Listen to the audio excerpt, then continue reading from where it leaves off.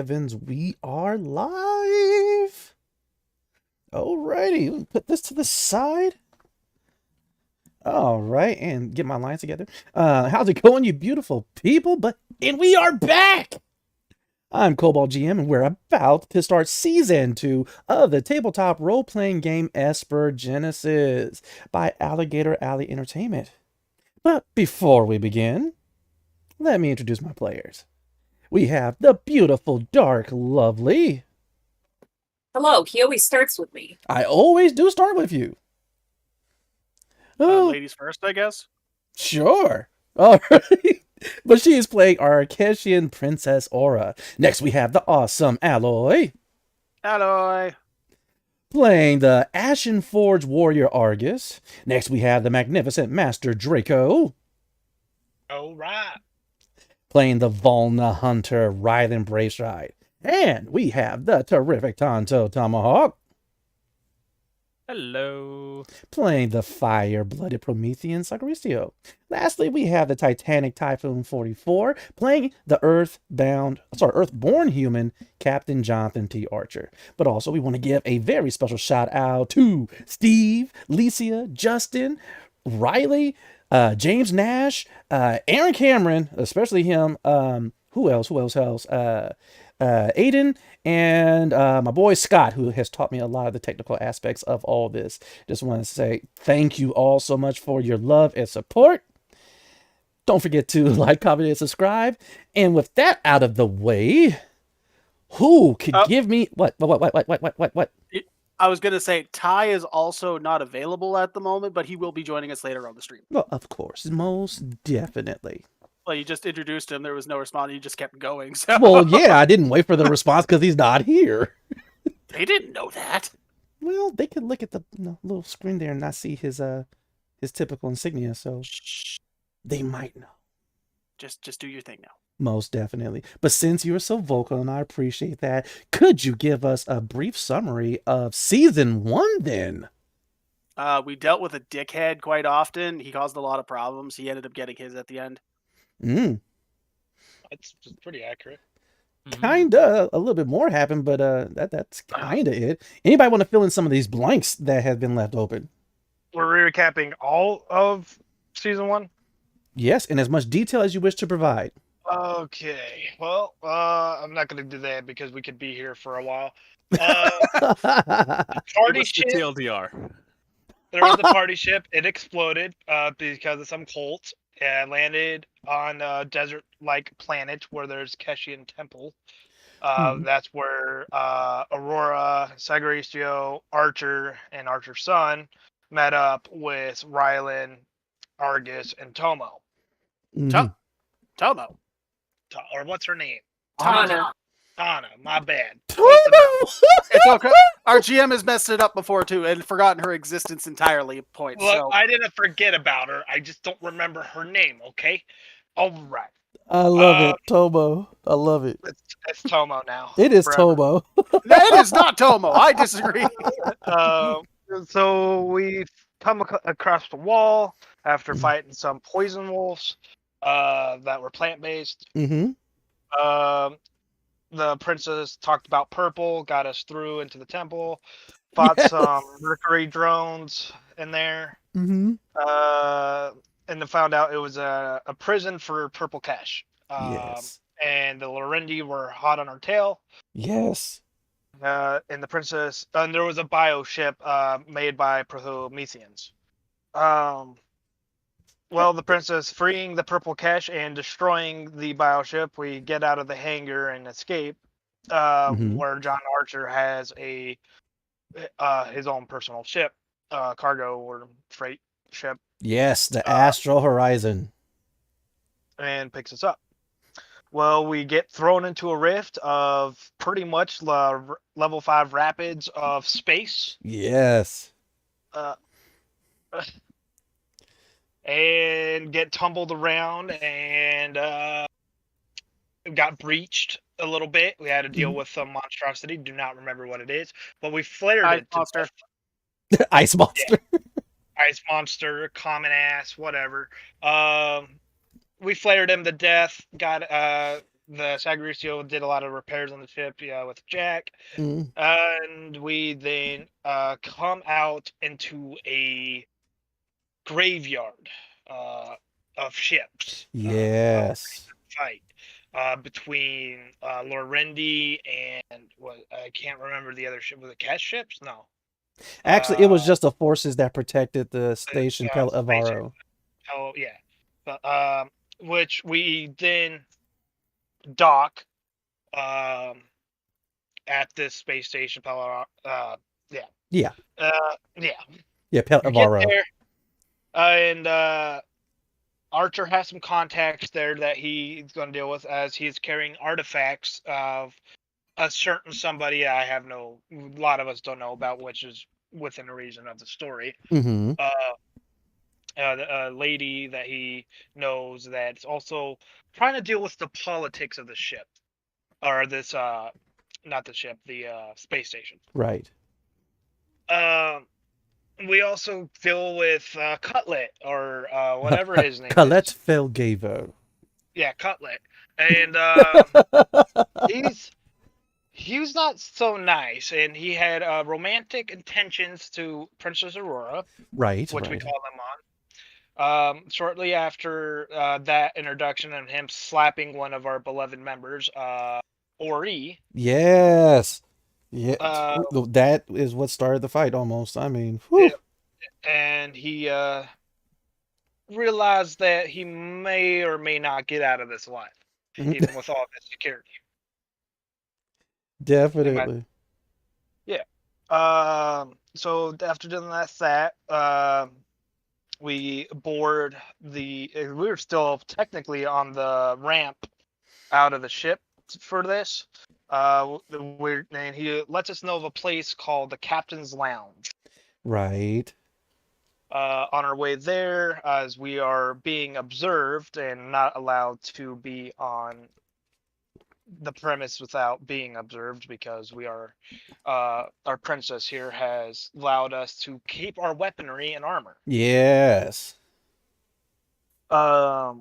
We came across another Valna from the tribe of Loudroar. Yes. Lion type. I don't remember his first name. Mm-hmm. But we had a little arm wrestling competition, and then made the most epic behind the back shot and scared the living shit out of the security team. Yes. And then proceeded to have a good laugh and went to the captain's lounge. Mm-hmm. While we're there, the captain goes and meets with his contact and gets some information about segment 4. Yes. That there's the artifact, and there was a really good reason for the princess to show up there, which was there were a Kesh and a Kesh temple Mm-hmm. that were trapped with Florent. Yes. So, as he is doing that, we are helping a guy fight one of our party members in a bar fight. Oh God, not the bar fight with You guys are Holven. dicks. Yeah, Holven, another Ashen Forge, decided to kind of drunkenly challenge Argus to a fight for some weird reason. Yeah, it was great. We armed them with a chair, and our engineer Sagaricio put a barrier on him to make the fight equal, because someone pulled out a weapon in the fight. It was a goddamn shield, okay? Same shit. Weapon. Nothing like your own teammates helping out the guy you're fighting. Argus will remember this. Argus has remembered it. Yeah. That's... So Archer comes back with information to Princess. Princess says, "Hey, you guys willing to help out? We're willing to help out." We're like, "Sure, why not? We'll go segment 4." So we take the tours. Because we are being observed, we had to get out of that with alternate pathways. Dealing with some sewer rabbits that could split upon being shot. We had to bait them out with rations. Mm-hmm. Came across the Siamese alligator. Yes. The twin-headed, two-headed rock. We epically fought that down, and we finally got into segment 4. Mm. Which, after we get in there, avalanche happened. The moment. Yeah, we almost lost Argus again. Yeah. But we got out of that, and that's when we start seeing these zombified space zombies, pretty much, called the Thief Spawn. Yes, the Seath spawn. The Sea Spawn decided that we were tasty looking and that they outnumbered us, and so we Yeah. ran with our tails tucked in for our lives. Mm-hmm. Using the rubble, electricity, or electrical lines, taking down walls, whatever we had to do, shooting to gain as much ground as we could to get Y'all to was the temple. brilliant in that, by the way. Sorry, just had to give that compliment out. The way you guys whittled down the incoming armada of sea spawn was just beautiful. Epic. Mm-hmm. So we get to the temple. I don't remember the name of the priestess, but we get more information that there are people out there, survivors, in the Lorendi camp. Mm-hmm. And there's also a giant bird-like thing. At this time, my character was trying to observe anything and everything about every creature out there, Mm-hmm. to give us the advantage to deal with them. Right. Upon getting some items, healing items, and a sheet, Oh yes. which worked to our advantage. The winter camouflage sheet. The winter camouflage sheet, a white sheet. Oh yeah, that's right. The environment was ice and snow. Rain, Yes. broken, false sky roof thing, whatever you want to call it. What would the term for that be? It is fine. Biodome. Oh yeah. Biome or biodome is a Yeah. fair way of putting it. And the safety mechanisms and features were failing. Yes. So we get to the camp. We deal with a robot, a commander, and some low guy.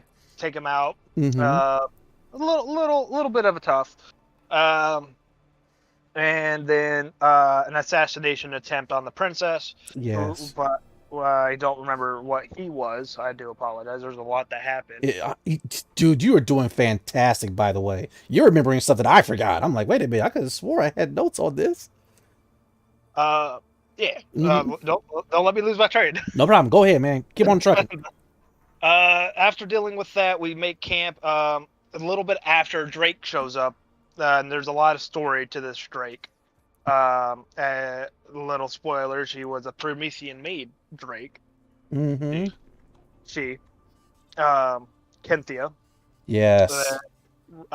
We have befriended. We learned about a power plant and decide that we are going to go there. And I don't remember if we went to the temple before that. No, I think we went straight to the power plant. We flew Mm-hmm. on the back of Kenthia after making friends with her. Right. And her relative Articus. Yes. What? Arcaticus, but yes. Arcaticus. So after dealing with them, he went to a warehouse that was of importance, which I will get to. So we go to the power plant, deal with some Lorendi soldiers and with jetpacks, shoot them down, take a couple jetpacks, which are used later. And we come upon as Sagaricio goes off and starts doing the background repairs, pretty much as we are dealing with a Lorendi commander. Right. Who has this gem, which we had at some point flashes of memories or more visions about these gems of power. The core stones. The core stones. And he seemed to have one in possession. Mm-hmm. After stealing that from him, fighting him. It was a pretty one-sided fight after we stole the gem. dealing with him, we get the power back and start getting the safety and the power output in the proper ways to keep segment 4 from getting tossed into space. Right. After that, the Cutlet has we had at some point talked to Cutlet. He brought in reinforcements to deal with the sea spawn and said Drake, which was not very good. So my character did I'm gonna try something dumb, and it worked out. Epically teleported. I would say teleported to the Drake. Launched myself. I just ended up on her back and was in a pretty epic dogfight, trying to get her away, while the team was building. Oh, I forgot a moment. I got to backtrack. We met another Ashen Forged. Kelvin. On our way to the temple. Yes. I do apologize, Argus, for forgetting that. That was a pretty important moment. He's a perv. He is a perv, and that's why you hear voices now. You are forever affected by this. This is great. I'm not perverted. He is. I swear. It's the staff. Wait. But how did that happen? It's because didn't you take his? When he died, because we found him basically in pieces. He died, and he left behind a small little device. And when I picked it up, it just kind of got absorbed into my body. Yeah. And then from that point on, I was able to summon his weapon, Final Wish. Yeah. A glaive with the sentience of Telvin, and he's been whispering in my ear to tell people that I love them and to touch things. Yep. Beautiful. Oh yeah. Anyway, so back to this horrific talk. Getting shot at. The team's building a turret robot. So yes, I remember that machine. Marty. And I fly to them, and we pretty much at that point we had to deal with Cutlet again, talking to him about you're not going to kill the Drake because it's under Kesh Royalties protection. Yep. Then I believe we go to the warehouse because did I miss something? No, you're right. After you dealt with well, sort of. It's a little out of order, but you were doing just fine. The most important part was the warehouse afterwards. Yeah. So go ahead and continue from the warehouse. Yeah, well, there was did we go back to the temple at some point or back to the camp? You guys went back to the camp, and That's right. you sent the robot to the temple. Yeah. And then you guys went to the warehouse. Okay. Yeah, you found out some incredible things in the warehouse. Go ahead and take it from there. Yeah, so, well, because we had a Promethean that knew about the secret order of Promethean researchers, he was able to get in, being unscathed, while the rest of us were no-goes, and turrets did not like us. So we tried to go through the back door, which was a worse option. Yeah. We get in there, and Archer disappears and was able to sneak in past security systems pretty well. As they are looking around and stuff, we start coming across two. What are those called? Tanks. Like there's tanks in there. There are the chrysalis pods. Chrysalis pods. And that's where we opened one that was a black tentacle-like cat. There was a drake egg that we found out was Cynthia's egg. And there was a Arcaticus. Is that his name? Arcaticus. Arcaticus was reforming or rebuilding himself. We also then found documentation and a lot of illegal research that was dealing with the sea spawn and Prometheans, and there's a thing that happens with Prometheans because they can make themselves to be the most perfect person, but sometimes that fails and turns them into hideous creatures. Yes. It's either aberrants or abominations. I don't remember. Aberrants. Gotcha. And that's why Cynthia, which was a Promethean, became an aberrant, and then her uncle Actually, it's her grandfather. Turned her into a drake. Well, yeah. Well, actually, Cynthia, she is a Promethean, and what happens is when Yeah. they reach adulthood, they go through the chrysalis to become the way they want to look. They program themselves genetically to look a very specific way or be a specific way, but sometimes that process produces aberrants. Yeah, and he made it. Her grandpa made it his mission to help her. Yeah, that's a very good way of putting it. Yeah. And she is now a drake because of it. Mm-hmm. Hell no. Hey, Thai Food 44 has made it. Coolness. We're still in the middle of recap, man. Right now, Brave Stride is doing an awesome job, and he's made it to the point where you guys have made it to it was a beat up warehouse, but secretly it was an illegal biological lab. And he is explaining all of the horrible things that you guys have found there, as well as Arcadus's intention to save his granddaughter, Cynthia, from the fate of being an aberrant by turning her into a drake. Okay. Well, carry on, Mr. Drake. Yeah. And so after that, we set off some type of protocol. Giant robot comes out, tries to exterminate us. Mm-hmm. Fight that. Little bit of burn marks and some scuffed up issues, but we get out pretty unscathed. That's then after that we start we find the cat, the egg, and all that stuff. Mm-hmm. We got some copies of documentations. A lot of them were being deleted or in the process of being deleted, but we were able to get some. Pointing at, I always forget, is Cutlet will always forever replace it. Colette Felgavo.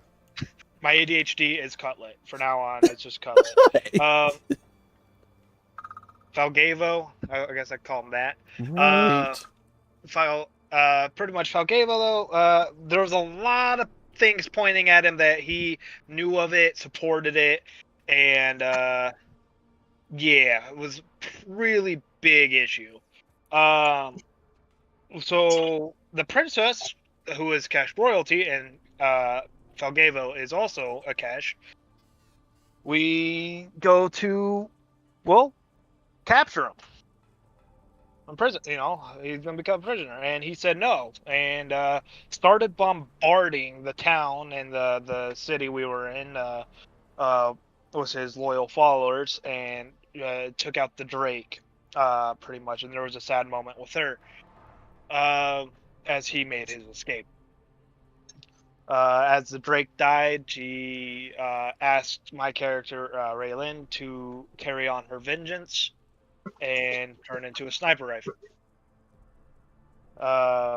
which was epic and sad, and it was very heartbreaking. But that then where the party kind of divided. After the warehouse, we had some of the party go back to the ship, the Astral Horizon, and then there was some of us who chose to track down Cutlet. Using the scope that the sniper had, it was finding the footprints of Falgavo. We followed him into segment 3. Is that right? I believe so. The segment 3, that would have been The city. yeah, the city bit. Yeah, where he had archives. Yeah, when we get to the records, he's burning records. and we have a fight there. Me, Argus, and NASCAR, who we picked up along the way. It's NASCAR. Remember, whatever. we don't like NASCAR. We like NASCAR too.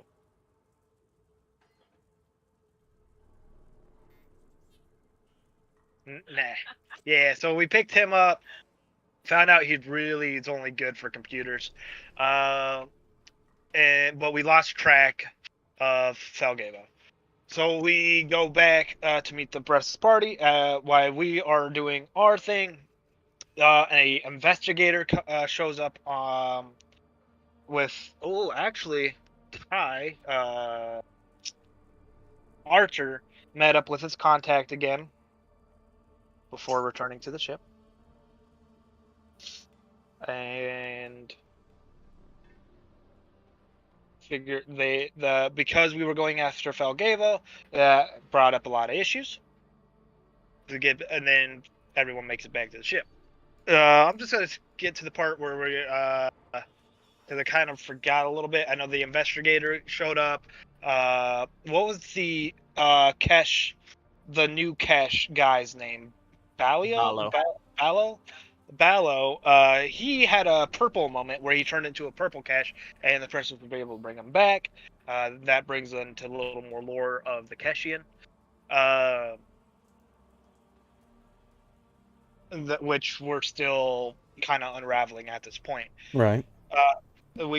So on the ship, we all a golden is it gold? In my mind, I see a gold one. Keshin ship showed up, Yes, it was gold.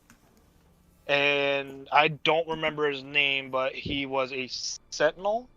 Yes, his name is Remus. Okay, I actually thought it was like Remus.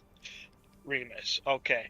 So Remus shows up and says, "Hey, princess, you gotta go with me. Your dad sent me."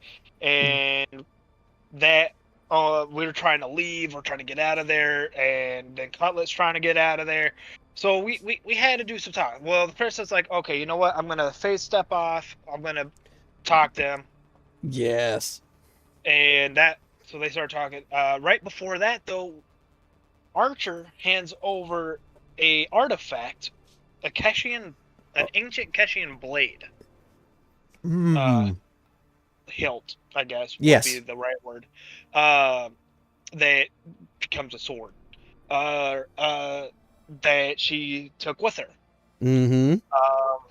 Raylan showing his support. Does go out eventually to support her, and the rest of the crew. The Golden Ship caught Cutlet's ship. With their tractor beam, or track beam, whatever. Yeah. That allowed us to, or the rest of the party, to get to Cutlet's ship and to behead him. Yes. After that, we were able. The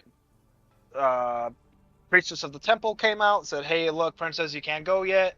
You have to do your blessing, the royal blessing, of whatever process that is." Yes. And so we are using that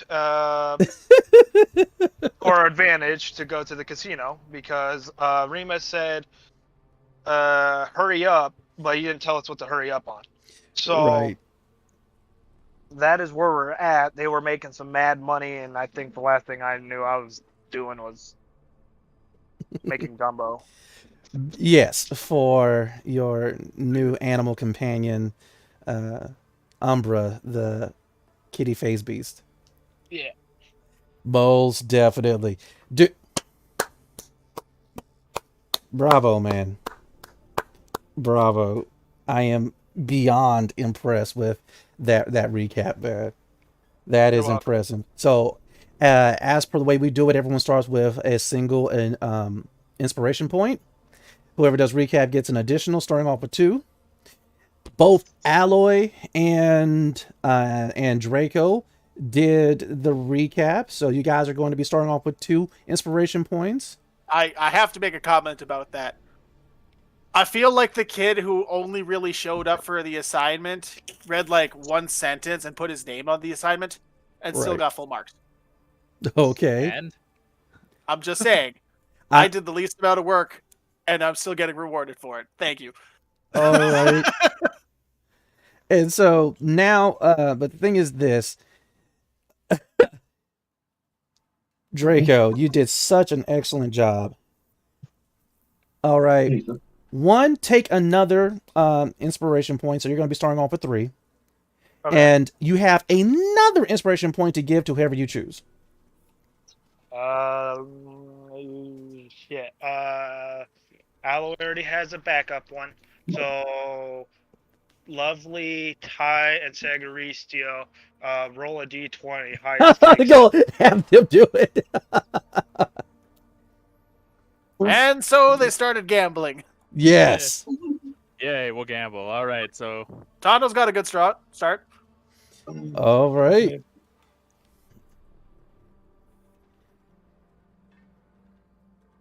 Draco's secretly working with the GM. We're getting all the good rolls anyway. Shh, stop reading my Alright. notes. Highest takes it. All thank right. Okay, so 1, 2, 3, 2, and 1. Okay. Once again, excellent recap. Like, man, just amazing. But let us go ahead and get into this game. All right. So first and foremost, Argus, Aura, Brave Stride, and Sagaristio. Roll initiative. Oh boy, Yeah. What? Yes. That is quite fast. Yes. things have escalated. Most definitely. Yay. And as is par for the course, the captain's nowhere in sight. It's all right. Yes, the captain is actually not. You're not here just yet. You were at a different place in Kettle Barrel. Stop taking the good rolls. You do what I want. Woo! Let us see what we got going on here. All right. So let me see if I am seeing this correctly. Oh my heavens! Did Sagaristio get a nat 20? That's why I told him to Yep. stop taking the good rolls. Heavens! Damn We it, got a Tonto. 19 and a 20. He's He's rolled twice.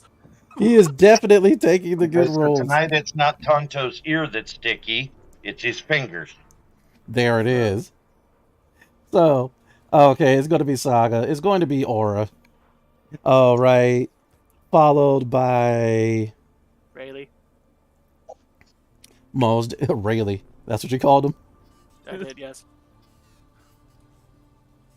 Rally it is. And then the incredibly strong Argus. All right. So, my players. Crew of the Astral Horizon. Aside from Captain Jonathan T. Archer, the rest of you find yourselves back in the cargo bay of the Astral Horizon. Currently, the 4 of you are kind of grouped together by the door that leads into the cargo area major.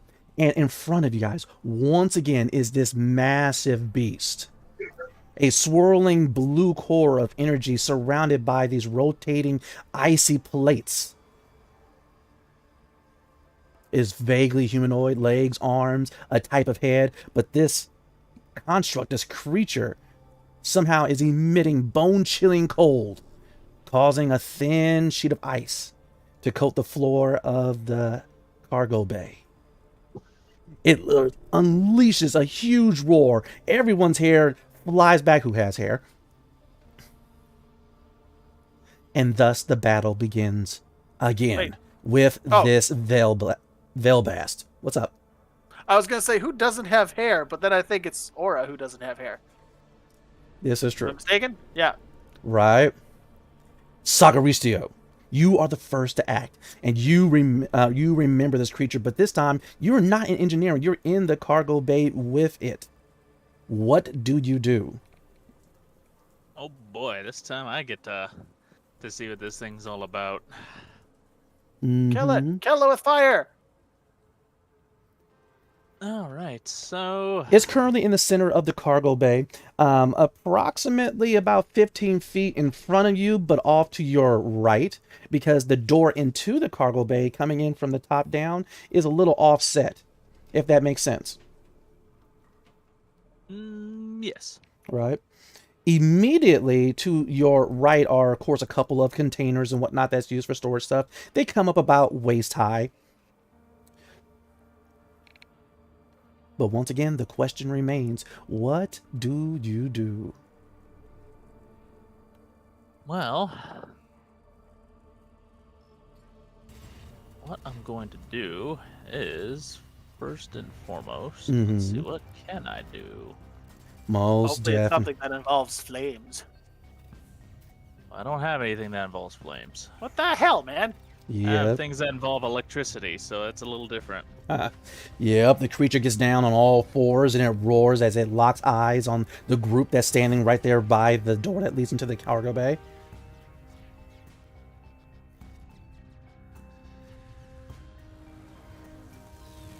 Yes, this looks like it'll be fun. So the first thing I'm going to do is I am going to electric surge the thing. Ooh. I needed more plates. All right. And so you're getting ready to electric surge. Do you have to make a ranged attack or what's going on? Yeah, it's a range forging attack, so Mm-hmm. I will make that attack, and it is a 14. Awesome.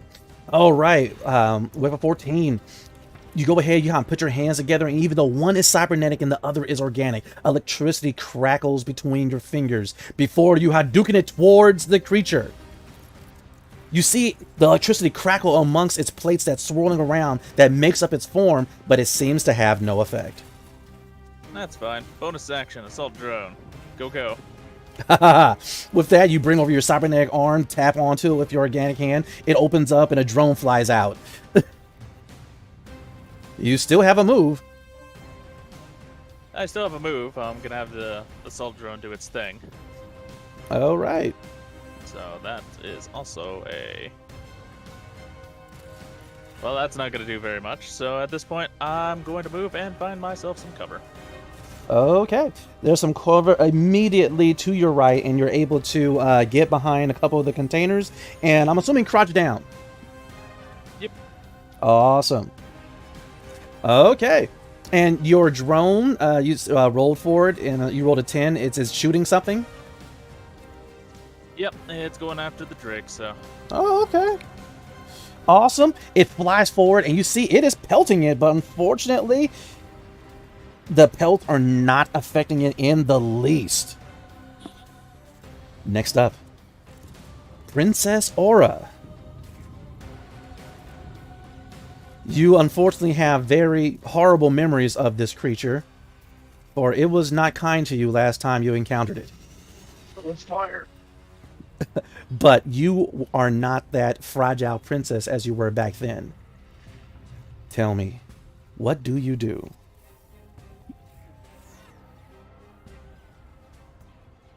Well, I am going to do good old Psy Blast. Ah, Psyblast indeed. Do you have to make a ranged attack roll or anything? Or does it have to make a saving throw? I have to make a ranged channeling attack. Go ahead and make your ranged channeling attack.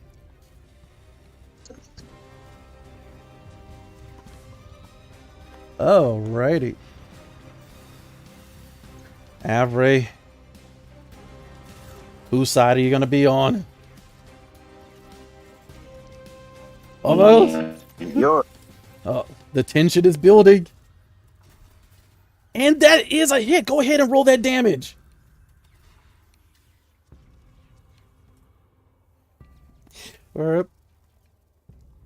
you go ahead and you begin to draw up that previous experience, that slight feeling of helplessness, that hatred of this creature, and you condense it all into this beam that just shoots from your forehead directly towards the face of this creature. For a whole 2 points of damage. It doesn't boy. add your ability modifier or anything. It's just straight up 2d10. It's a channeling attack. Yeah, it's basically a cantrip. Yeah, Yep. but some of those still allow you to use like your spellcasting ability modifier. All That right. doesn't stand the rules for this one. That's Yeah. why. Mm-hmm. All right. So, 2 it is, but that is your standard.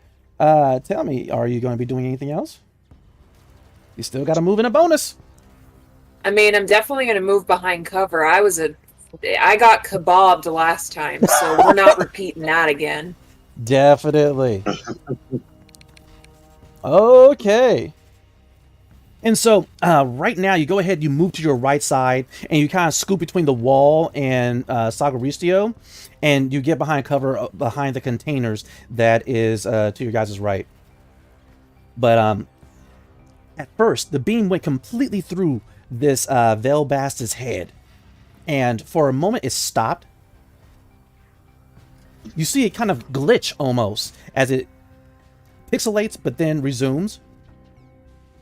And then finally, you guys are able to see the -2 kind of like pop off of its head. It goes ahead and lets out a roar.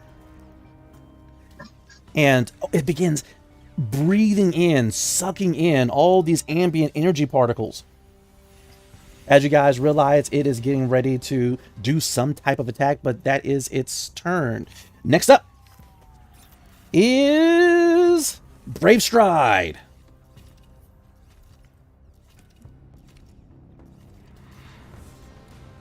Right now, it's kind of, it has its head up and it's sucking in all type of frosty particles. Look, it's getting ready to launch some type of huge attack. What do you do? Okay. Hunter's Mark as my bonus action. Got you. I gotta find what that is real quick because my book isn't open. My bad. I apologize. It is all right. We are all a little rusty. It's okay. Is this considered? Is it classified as a beast? Is it classified as a beast? The Velbast is not. It's an aberration. Okay. That's all I need to know. Just because it changes the damage type. I will be shooting it with my auto rifle. Go ahead. Make your attack roll. Right? You go ahead and lock eyes with this thing. 16 hits. And as soon as you lock eyes and the letterbox bars come down upon your vision to just show just how sharp your vision is against this thing, you go ahead, shoulder your auto rifle, squeeze that trigger, it bucks in your hands. And I had my modifier for a dex, right? Yes. For a 9? Oh, for a 9? Good shot, good shot. And I attack again. Oh.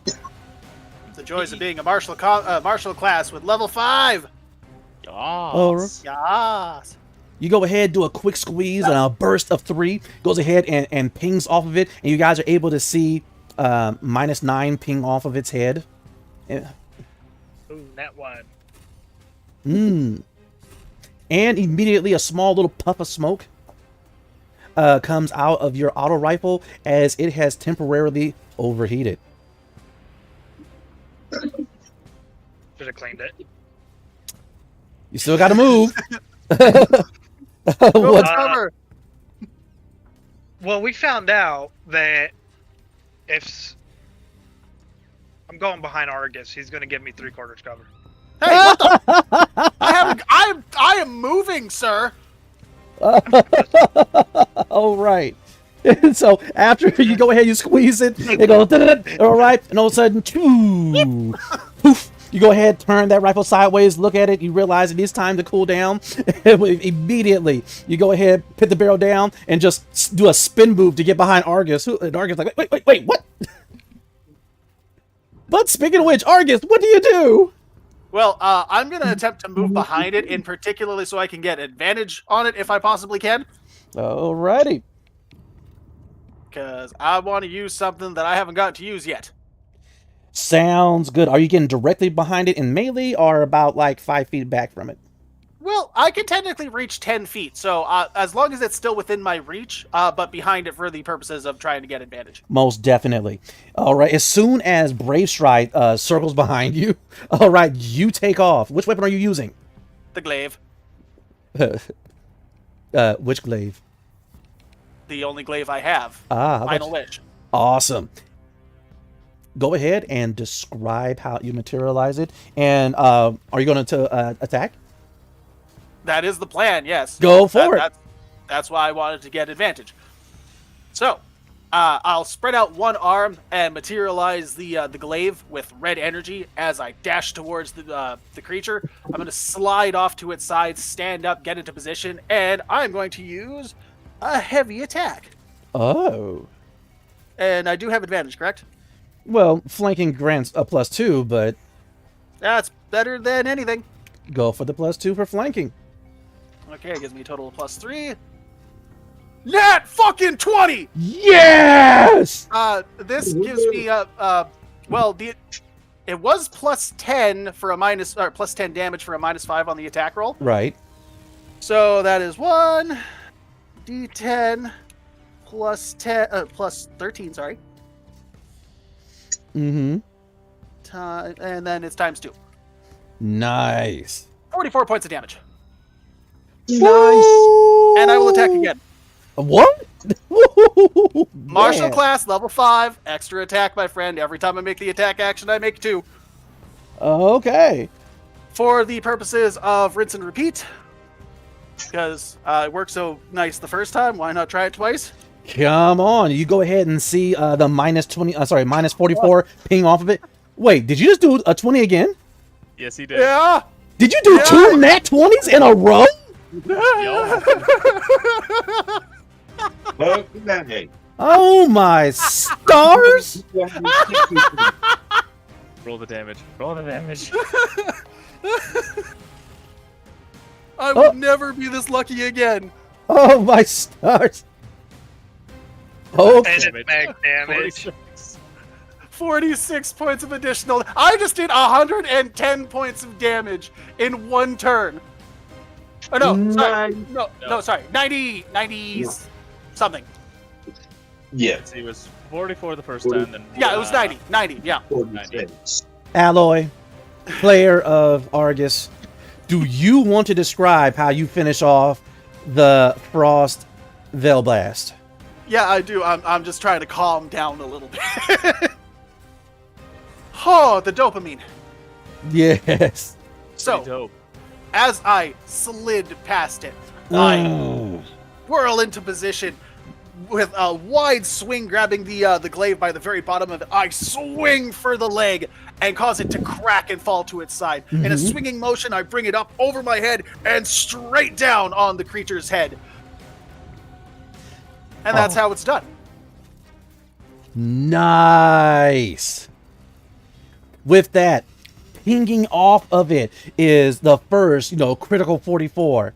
All right, the next one is the second critical 46. And finally, the Veil Blast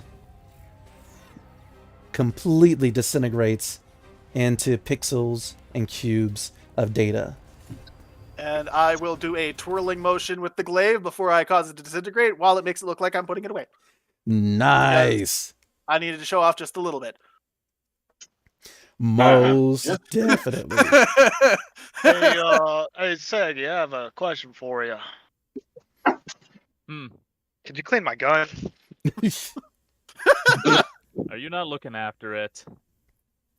I don't got the kit anymore. I lost it.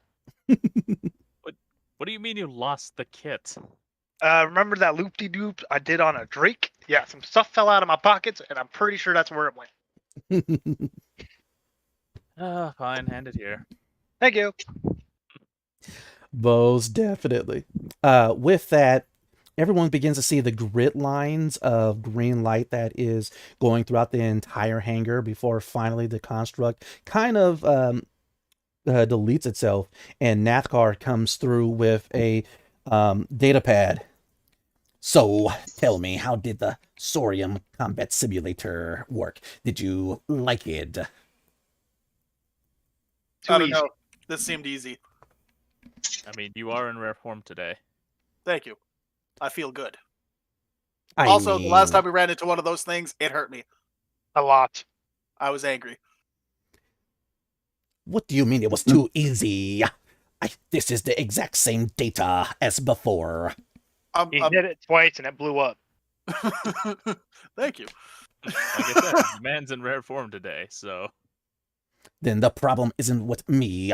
All right, it is the data in your ship's logs. I don't know. That's pretty accurate. It downed two of us. We were far more inexperienced at that point, too. Perhaps And it kind of came out of nowhere. I mean, like... we most certainly were not expecting to deal with an ice beast in the cargo hold. Yeah, like... It was nice that we didn't get kebabbed this time. Indeed. I am quite satisfied with the results here. I see. I have to make some more tweaks. It will be more challenging the next time. And with that, Nathkar, he goes pretty much peeling off back into the astral horizon, which is currently gleaming, by the way. All of the repairs are done. Its Sorium jump engine is fully charged. And with that, finally, Jackson, who was actually sitting on one of the containers this whole time, he kind of hops off and he heads over towards you, Sacaricio. Saga, you wouldn't happen to know, like, where my dad and mom are, would you? I have no idea, kid. It's not like he really tells us anywhere where he goes on his own, so... At this point, I think it's just... part of his charm? Question mark? Dad? The captain? With charm? Ugh. But, actually, can I talk with you about something, like, off the ship? Why don't we go to the engineering bay? I gotta fix this and make sure numbers 1 through 4 aren't malfunctioning. Right. Oh, yeah. Engineering's even better. Yeah. Yeah. Anyway, as you guys are walking off, you know, Jackson, he's still stuck on that thought. Dad? Charm? Ugh. But speaking of which, Typhoon 44, you ready? You available? All right. Imagine, if you will, the camera pulling out from the astral horizon, even out of Pelavaro, just to go over towards Segment 2, one of the attachments to this space station. It's a city in and of itself. And as the camera pulls back into Segment 2, this district is alive, always with activity. Hologram, neon, casinos, hotels, games of chance, racing, you name it, it has it. And we're going to one of its more exquisite hotels. A beautiful chrome reflective tower. Even into the penthouse. Okay. Typhoon, give me a fortitude save, please. The DC is 8. Right? As things are breaking, things are falling over. There's rustling, there's tussling. It's been a while since I read the sheet. Bear with me. No problem. Just go ahead and roll that D20 and we will get that information for you. Right? The 9 by itself is definitely more than an 8, and once again the commotion continues. But We're before not on a planet, so it ain't an earthquake. it is not an earthquake, though, as we finally get into the penthouse of this hotel. Sheets are over the place, clothing is all over the place, and currently drenched in sweat are you and your wife, Jane. Yeah, well, that explains a thing or three. Right. Her hair's all messed up, but she has that glow about her as she kind of rolls over onto her side and she goes, "You have to say the station a whole lot more times. I could get to like this." Yeah, you might want to start thinking about another J name for a kid. Oh, Jonathan.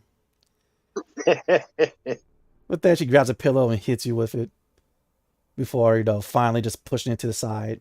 She gives you a deep kiss and goes, "All right, well, I hear this place has the most excellent sonic showers. So I'm going to go to the refresher, you nasty space captain."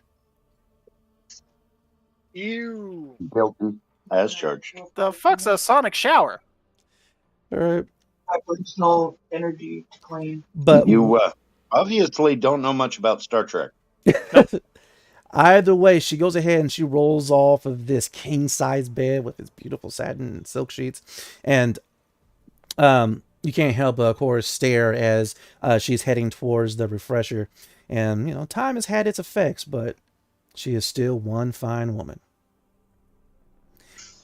As soon as she's getting ready to go into the refresher, she does look back and she goes, "Are you staring at me, you old pirate?" Again, guilty as charged. Words you'll never hear me say outside this room. Well, look here, don't get too happy. We still have to shop for some clothes. We have that award ceremony, and we're leaving the station tonight. I heard we're leaving the station tonight. Yeah. I told you all about this, Jonathan. Don't act coy now. All right. I want to stay longer too, but we have things we have to do. And with that, she goes into the refresher and immediately, aside from this deep hum that's coming from the sonic shower herself, she's also blasting her favorite music, which apparently is metal. Works for me. But as that is blasting, immediately your eye begins to flash as you are receiving a communique. Time stops. And for a single blink, you are no longer in that penthouse bedroom. You are in a field of endless black. Before finally emerging from this deep black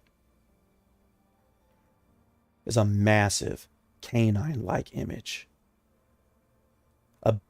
A being four-legged, consumed of black fire, and the only color in this entire place is the flaming red eyes as it approaches you. Okay. Familiar? Very familiar. This is typically how the Shadow Technocracy contacts you. And as always, all communiques with them are supposed to be kept confidential, for to reveal it to anyone is certain death. Right. And with that, it tells you. No. I'll nonchalantly look at it, and as usual, your timing sucks. What's up? And your timing is off.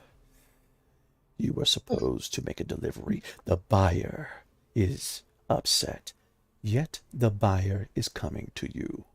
It will be at Pel Ivaro tonight. You will transfer the artifact to the buyer. And the buyer will have another assignment. Okay. As you know, any and all failure will not be tolerated, and your replacement is hungry to replace you. Let him starve. Is that all? He is there. And immediately you're back into the room and you smell it. there's a certain smell that comes off of infiltration suits. And you know yours isn't on. Typhoon 44, Captain Jonathan Archer. Roll for initiative. It's an assassin.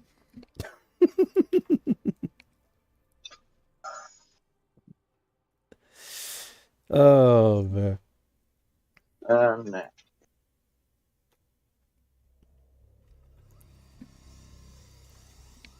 Here we go. Nah, man, that sucked. Hmm. Oh well. It is all right.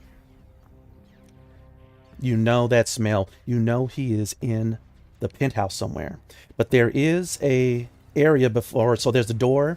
There is effectively a living room that has this beautiful view of segment 2. And then there is a door that leads into the bedroom where you are at. It is aside from the metal that is blasting from the refresher. You know, listening for this person is practically impossible. Your wife's music is too loud, and she cannot know that there is an assassin in your guys' penthouse. She has no idea about your connection to the shadow technocracy. What do you do? Yeah.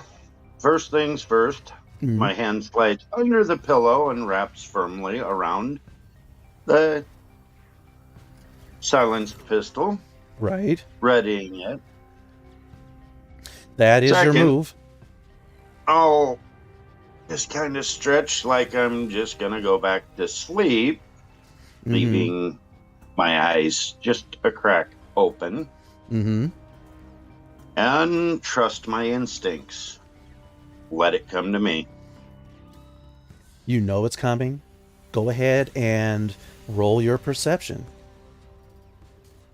Mr. Tonto Tomahawk, you wouldn't happen to let us know what is he plus? For his perception? Yeah, please. Plus 2. Awesome. Yeah. D20 Yeah. plus 2. Give it to me. As you go ahead and you realize you have to make yourself vulnerable. You have to lure him in. Here we go.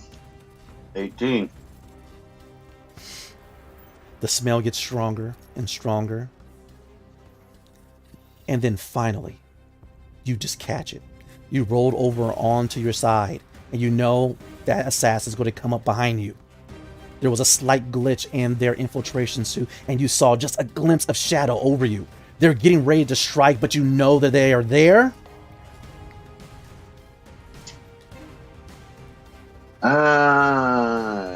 And let me go ahead and roll for this guy.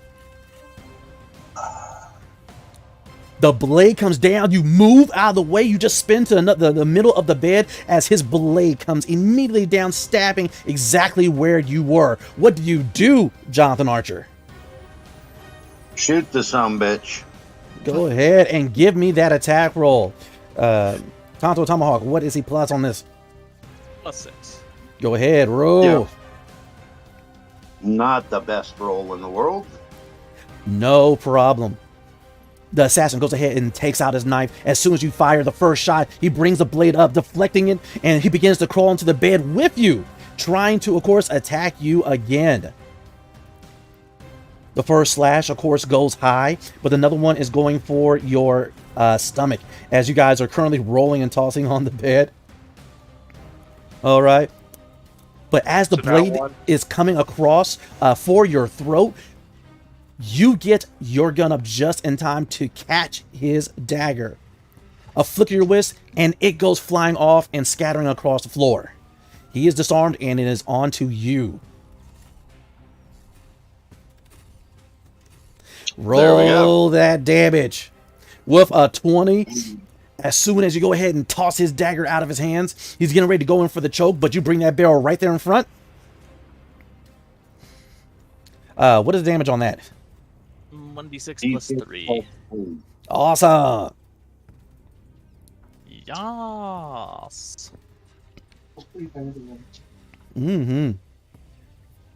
Ooh, max damage. Maxed out. Nice.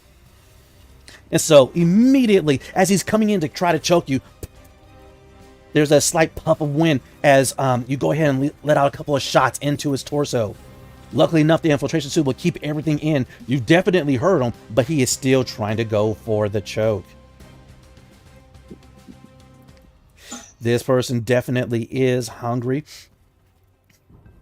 but he manages to go ahead and get his hands around your neck, bringing you in close, causing the barrel to be pointed up between the two of you as he drives you in and he is trying to choke the life out of you. I need you to give an opposed strength check. So go ahead, D20 plus whatever your strength modifier is. Yeah, which is nothing, so... Trust me, you have a chance. Oh, you don't. Never mind. Okay. But with that, you begin to take 3 damage as he is just trying to choke the life out of you. Actually cut that in half because of uncanny dodge. You got it at 5th level. Ah. You can use a reaction to have it. Yep. So not Not 3 like is going to be anything 1 cool. point of damage? Yep. Got you. All right. But now it is on to you. Do you want to try to break free, or what are you going to do? You said the gun's between us? Yes. And he is like, this trick will be mine. And after I kill you, I'm going to kill your Barrel wife. up under his chin and pulling the trigger. Right? You see him, you're trying to maneuver and try to get it there. Go ahead and give me another opposed strength check as he is trying to keep the pressure between you so you can't move the gun where you're trying to get it to be. Ah! You go ahead and you get it just to his chin, and he's shaking his head. I'll kill you. And Do I even need to roll for attack no, but with it at point blank? you do not have to roll to attack. But if you choose to, the only thing that matters is either a 1 or a 20. Yeah, not going to worry about that. Just do the damage. Then roll the damage, right? And so you finally get the gun from the side of his chin underneath it, and you see him shaking his head. And finally, 7 points. ooh, Right under his jaw. and his body goes limp. Grab hold and drag him over to a closet. Right. And so you go ahead, get him into the closet, close it up. The heavy music finally turns down. And Jane, she goes, you know what, Jonathan, I'm going to miss this place. Yeah, I think I will too. Hmm. Why don't you go ahead and get dressed? We'll go do that shopping you wanted to do. Well, it's not that I want to do. It's a formal event that... Okay, well, yeah. mhm. Yeah, everybody has to go. Did you alert the rest of the Yeah. crew? Not yet, but you go get dressed. I'll get a message sent to them and get myself ready to go. Oh, also, don't forget, okay? Jill, she's still in Princess Palace. But it's all right. She has her tracker Okay. bracelet on, so I know exactly where she is. Just, we have to bring her along too. And I'm going to leave it to you to pull her away from that place.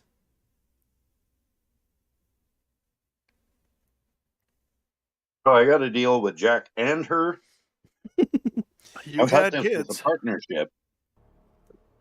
And I'm going to partner myself into a brand new outfit.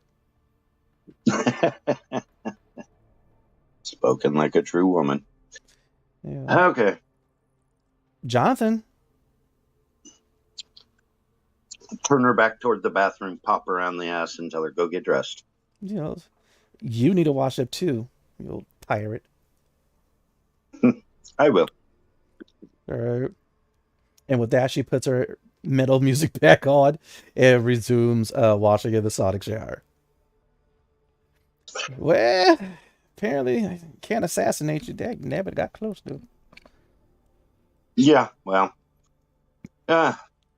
Sending Marissa a message. Just send a special cleanup crew. I'm leaving a package in the closet for her.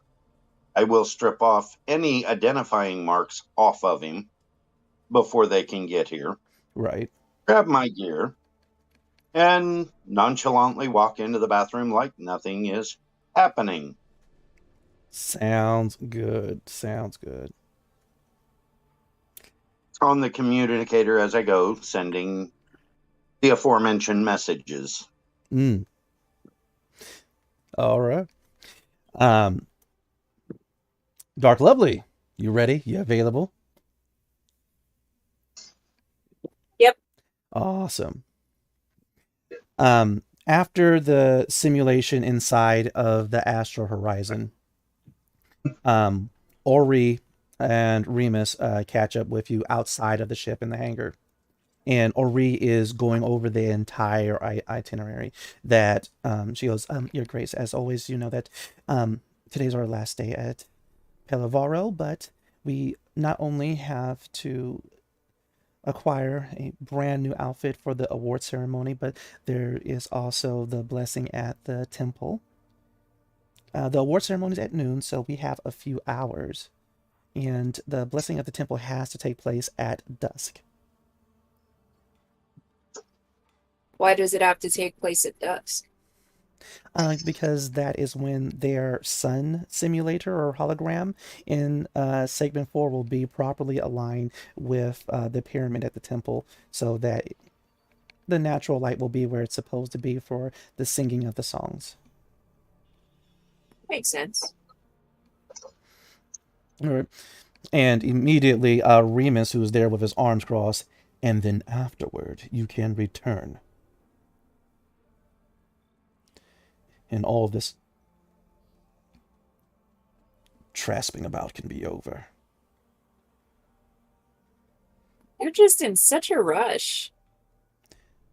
I still do not understand the need for you to have taken part in that simulation.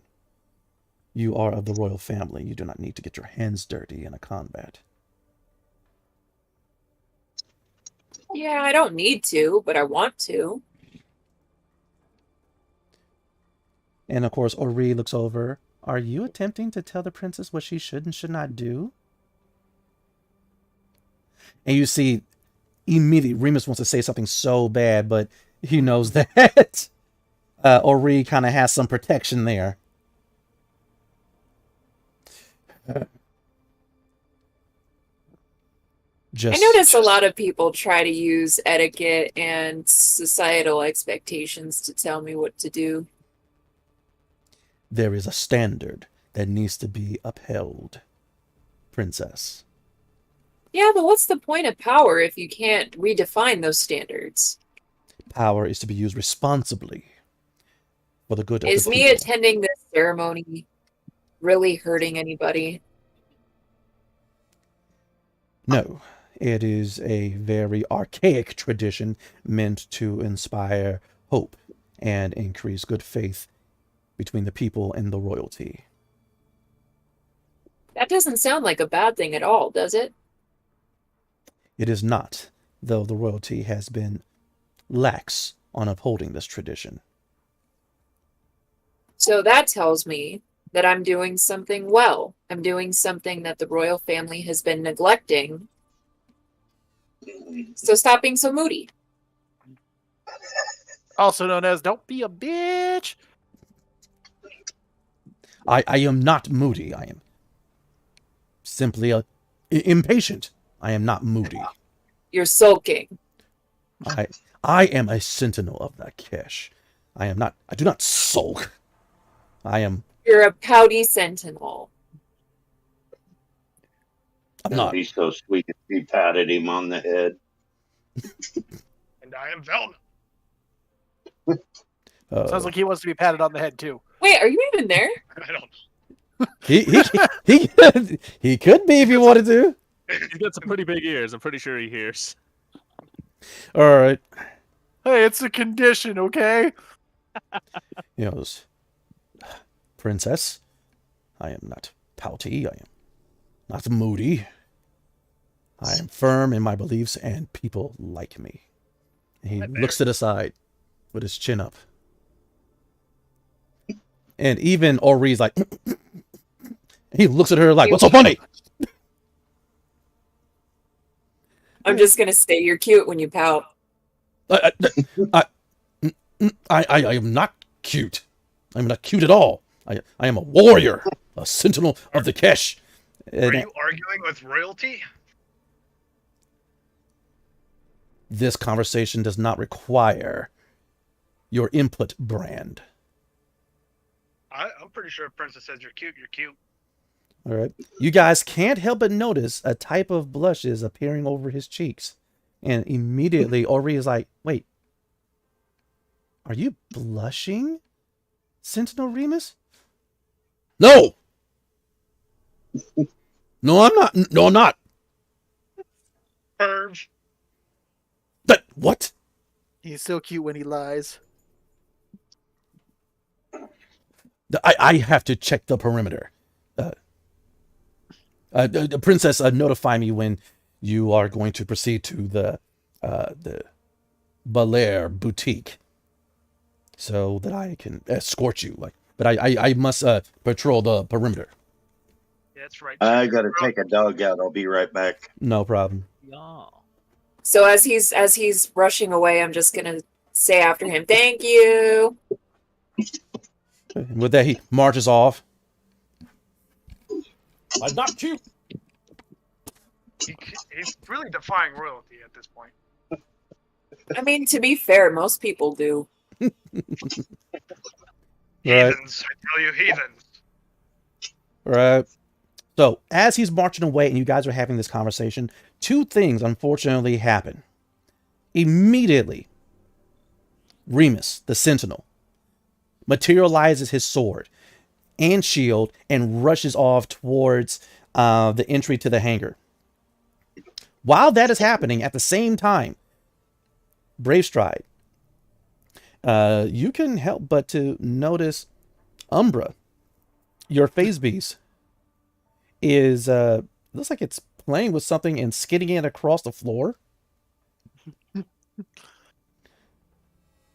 Hey, what you got there? All right. And it's not paying you any attention. It just hits it and it chases it and it hits it and it chases it. While you go ahead and try to figure out what the heck Umbra is doing, Princess Aura, what are you doing? I'm gonna clarify with Ori. So when are we going to the boutique? And Ori tells you, well, now would be a pretty good time. They are expecting us. We actually have an appointment, so we don't have to wait. But they do have pretty decent fashions, Your Grace. All right, what's the color scheme we're going for? It is typical that royalty wears gold along with their signature color. And with you, I believe that's various violets, Your Grace. Purple. Yeah. And of course, as your bondservant and friend, I will be matching. But also, your brand is supposed to be matching as well.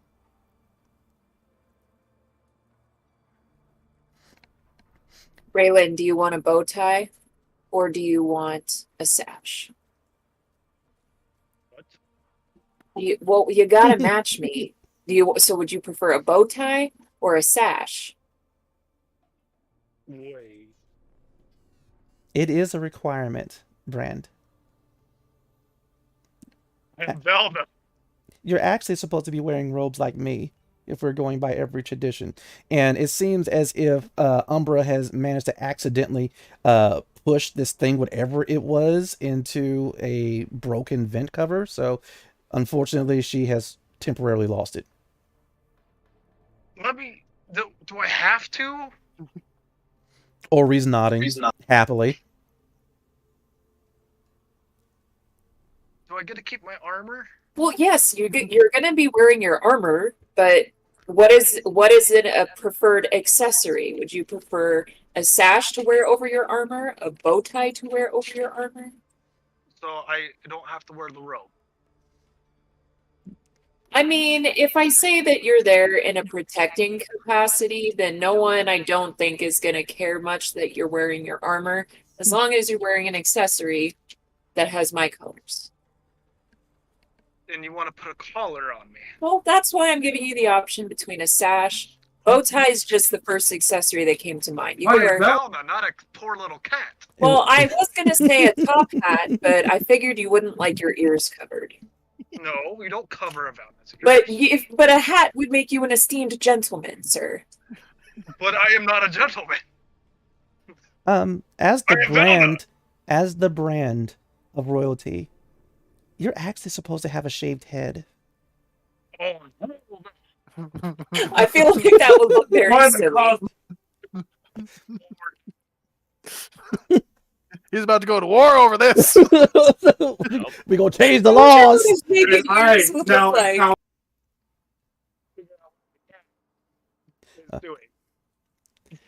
So tie. Freaking hat. Or you will figure something out. I will not wear the robe. Mm. They look itchy. You will get used to the itchiness. Itchy. And you You know already how have hard I a keep fleas out of my fur? you I do not already need the have itch. a collar, Volna. That look at your wrist. That is a bracelet. Mm. And with that, I mean, Umbra is not paying you any attention. She is just, I mean, head down, tail up, ready to possibly pounce and go into this vent. Reaching in there. All right, you're reaching into the vent? Yeah. Okay, what is your AC? It is 15. All right, you feel something like breeze against your finger, your claw, and all of a sudden you feel as if something's getting ready to come down on it painfully, and you take your hand out of it just in time before hearing a snap. Oh, when it wasn't my cat? No. Oh, you motherfucker. And Umbra's looking at you like, did you get it? No, I'm about to pull whatever just over and bit me. And like Umbra's So like, I'm just, I got this. And like Umbra's getting ready to jump in there. all right, you get what you were playing with, and I will deal with the other thing. You ready? Right? And immediately Umbra shoots into the vent. Okay, I'm gonna try to like just punch. Well, if Umbra goes into the vent, Umbra barely fits in there, by the way. All right, if you punch in there, you're going to punch the butt of Umbra. Oh no, okay. All right, let me grab the other thing first. Let me see what the hell. Well, it's already Umbra's already in there. You just see like the tip of her tail. Finally, you hear a snap. Umbra shoots out of there, and there's like some kind of round thing attached to her, and she's just dashing all over the place. And Ori, while that's happening, Aura, as that's happening, it seems as if the Sentinel is in combat as you hear the sound of swords clanging against one another. Whatever. How far away is the Sentinel? 60 feet.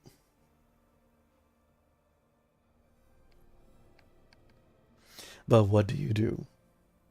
Well, I was gonna try to see if I could read his mind, but I think he's just out of my range. It is all right, given the fact that he's telepathic, you're telepathic. I'm not going to worry about that so much. But and you're able to kind of peek into his mind, and you just kind of hear his thoughts going, "Who do you think you are to come over here?" And you can actually see through his eyes temporarily and see that he is fighting another Ashenforge female. Once again, she has, of course, the ashen gray skin, but you've seen her before. That's Silva. I'm gonna communicate telepathically, like, stand down, that's a friend. Like, I don't know her, and thus she is not a friend. As he goes ahead and breaks the sword lock, and he's getting ready to really just cleave into her. She's trying to get her gray sword into position to block it, but he's faster than her. Can I interpose? Not for where you are. Fine, be that way. I'm just gonna say telepathically, very sternly, like, this is an order, stand down. And the blade stops right before it hits her. And I'm just gonna shout, Silva, come on in. And so she puts her hands out like, see?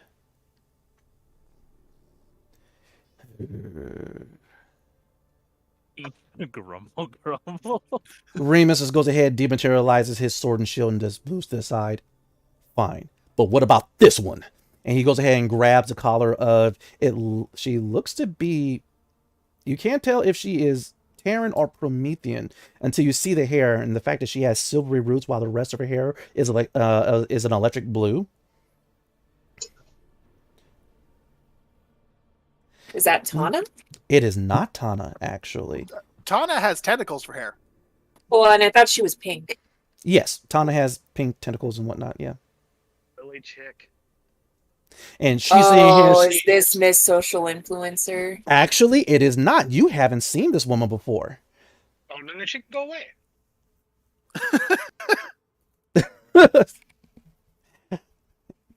Pretty sure if it was a social influencer chick, she'd be told to go away too. And immediately she tries to wrap her legs around his arm, and she's trying to do a takedown, but it's not working. I like her moxie. Did you try it? Yeah. So she got the legs around, and she's like, and so she goes I have ahead you now, exactly where I want you. and so she goes ahead, she gives him an uppercut, and she's slapping him. And Remus looks back. How do you want me to dispose of this? I'm gonna approach them and I'm just gonna be like, "Hey, Silva, who is that?" And Silva, she's kind of scratching her hair. She's like, I don't know. She kind of asked if I knew about Sagaristio and the heroes of Pelivaro, and I just happened to be heading over here because I wanted to talk to Argus, and she just kind of tagged along. Hey there, do you want to stop trying to break my friend's arm with your body? And with that, she goes, "Oh, princess, I'm glad it's you. I'm looking for Sagaristio."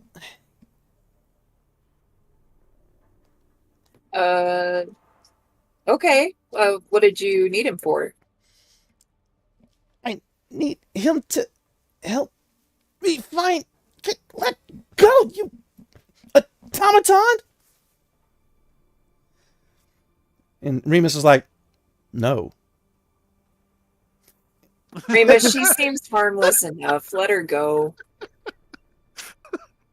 And Remus is looking at you. You could see he was getting ready to say the word no again. He's, Please. As you wish, princess. So he slams on the ground. Just BAMF! Ah! Well, that was rude. She goes ahead and gets up, kind of rubs her back. She gives him the tongue. Yeah, I was hoping Sagaristio's from the clan Sartorian. I was just hoping he could help me find a relative.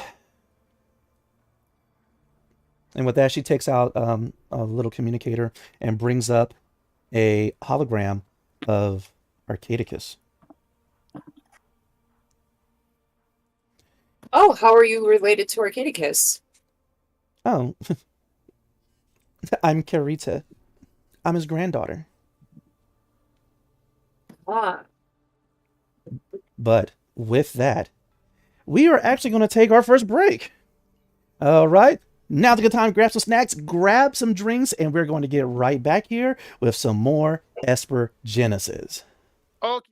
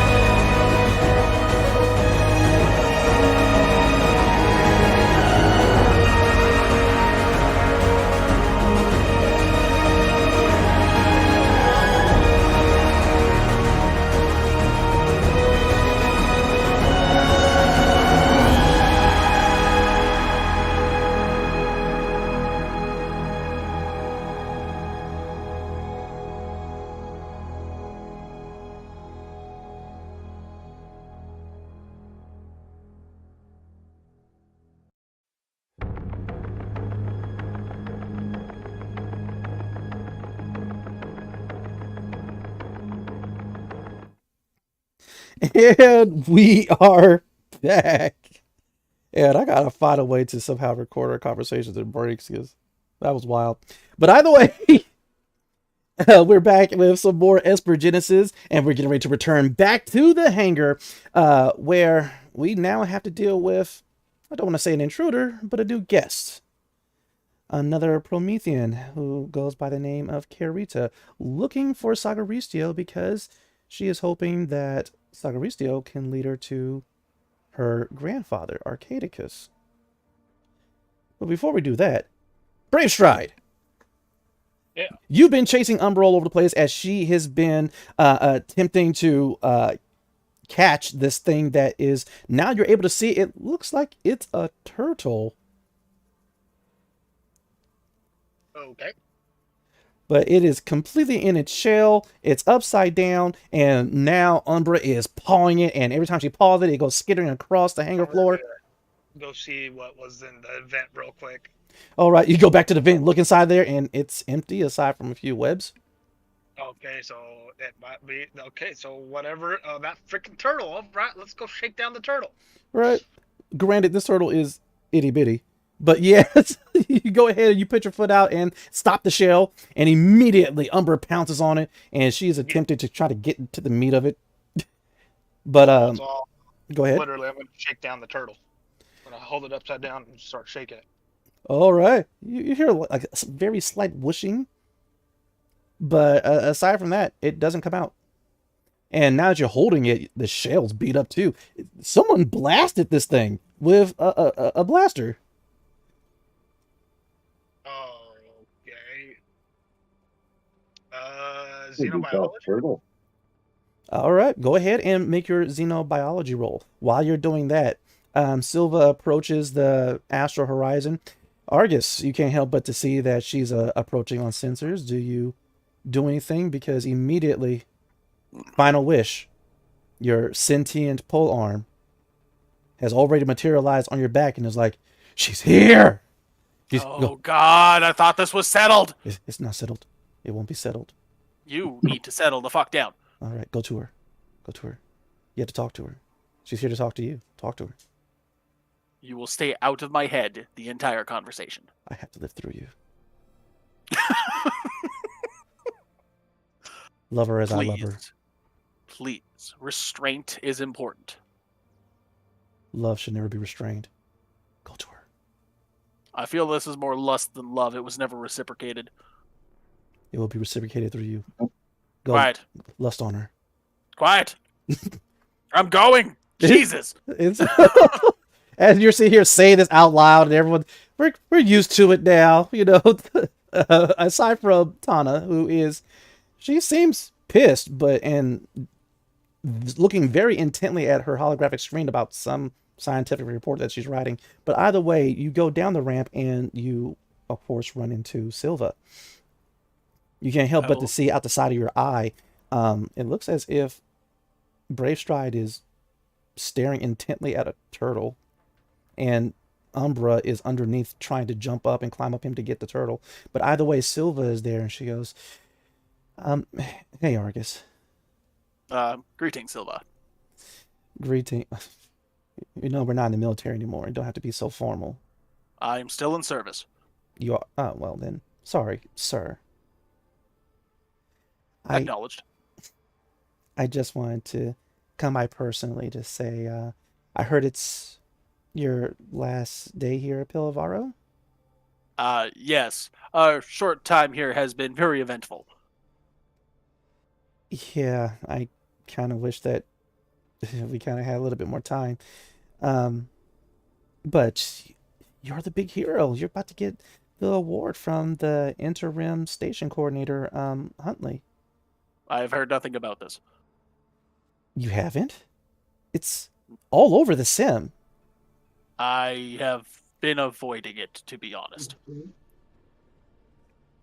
And of course, within your mind, you hear, just grab I'm not her, a witch. just grab her and kiss her. She'll like it. Just grab her and kiss her. It'll be romantic. I'm going to try and force that thought out of my head, because that is beyond invasive. Right. So, tell me, aside from that, what brings you to the ship? Well, it's going to be some time before they get Segment 4 back to the way it was. And that kind of means I am out of a job and out of work. And I was just wondering if there was another position aboard the crew that perhaps could use my expertise. Ah, yes. Well, I will have to consult Captain Archer, as it is his vessel. Right. Also, I must discuss this with Miss Tana, as she is the one I am currently working for. Wait, so you're working for Tana and she's working for the ship? Not exactly. The voice in your mind is saying, now's the time. Work her. Work her. Just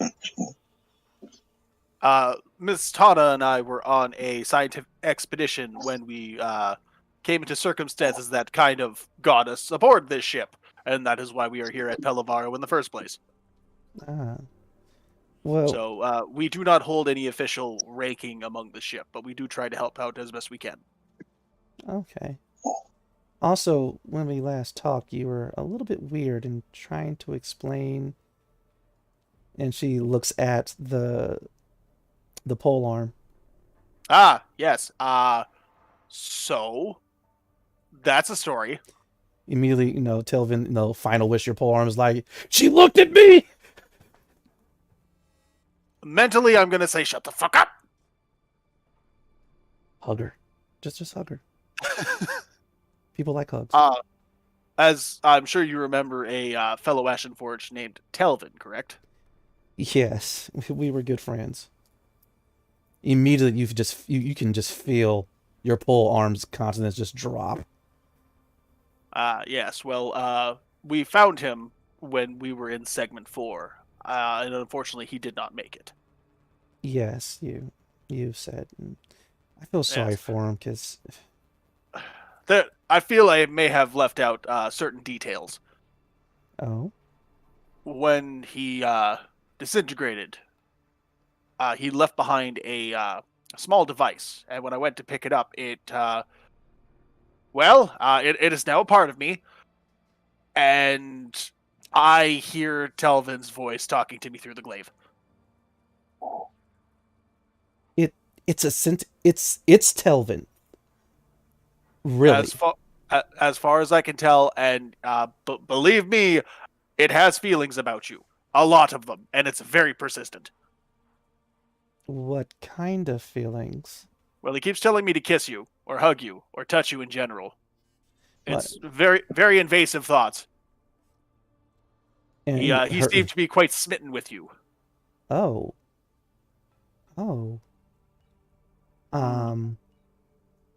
Also, he can hear everything you say. Thank you for telling me that. Mm-hmm. He's finally shut up when you said that he was a friend. Well, I don't know what to say to that. I have had no idea what to tell him aside from shut up. Ask her if we could be more than friends. Quiet you.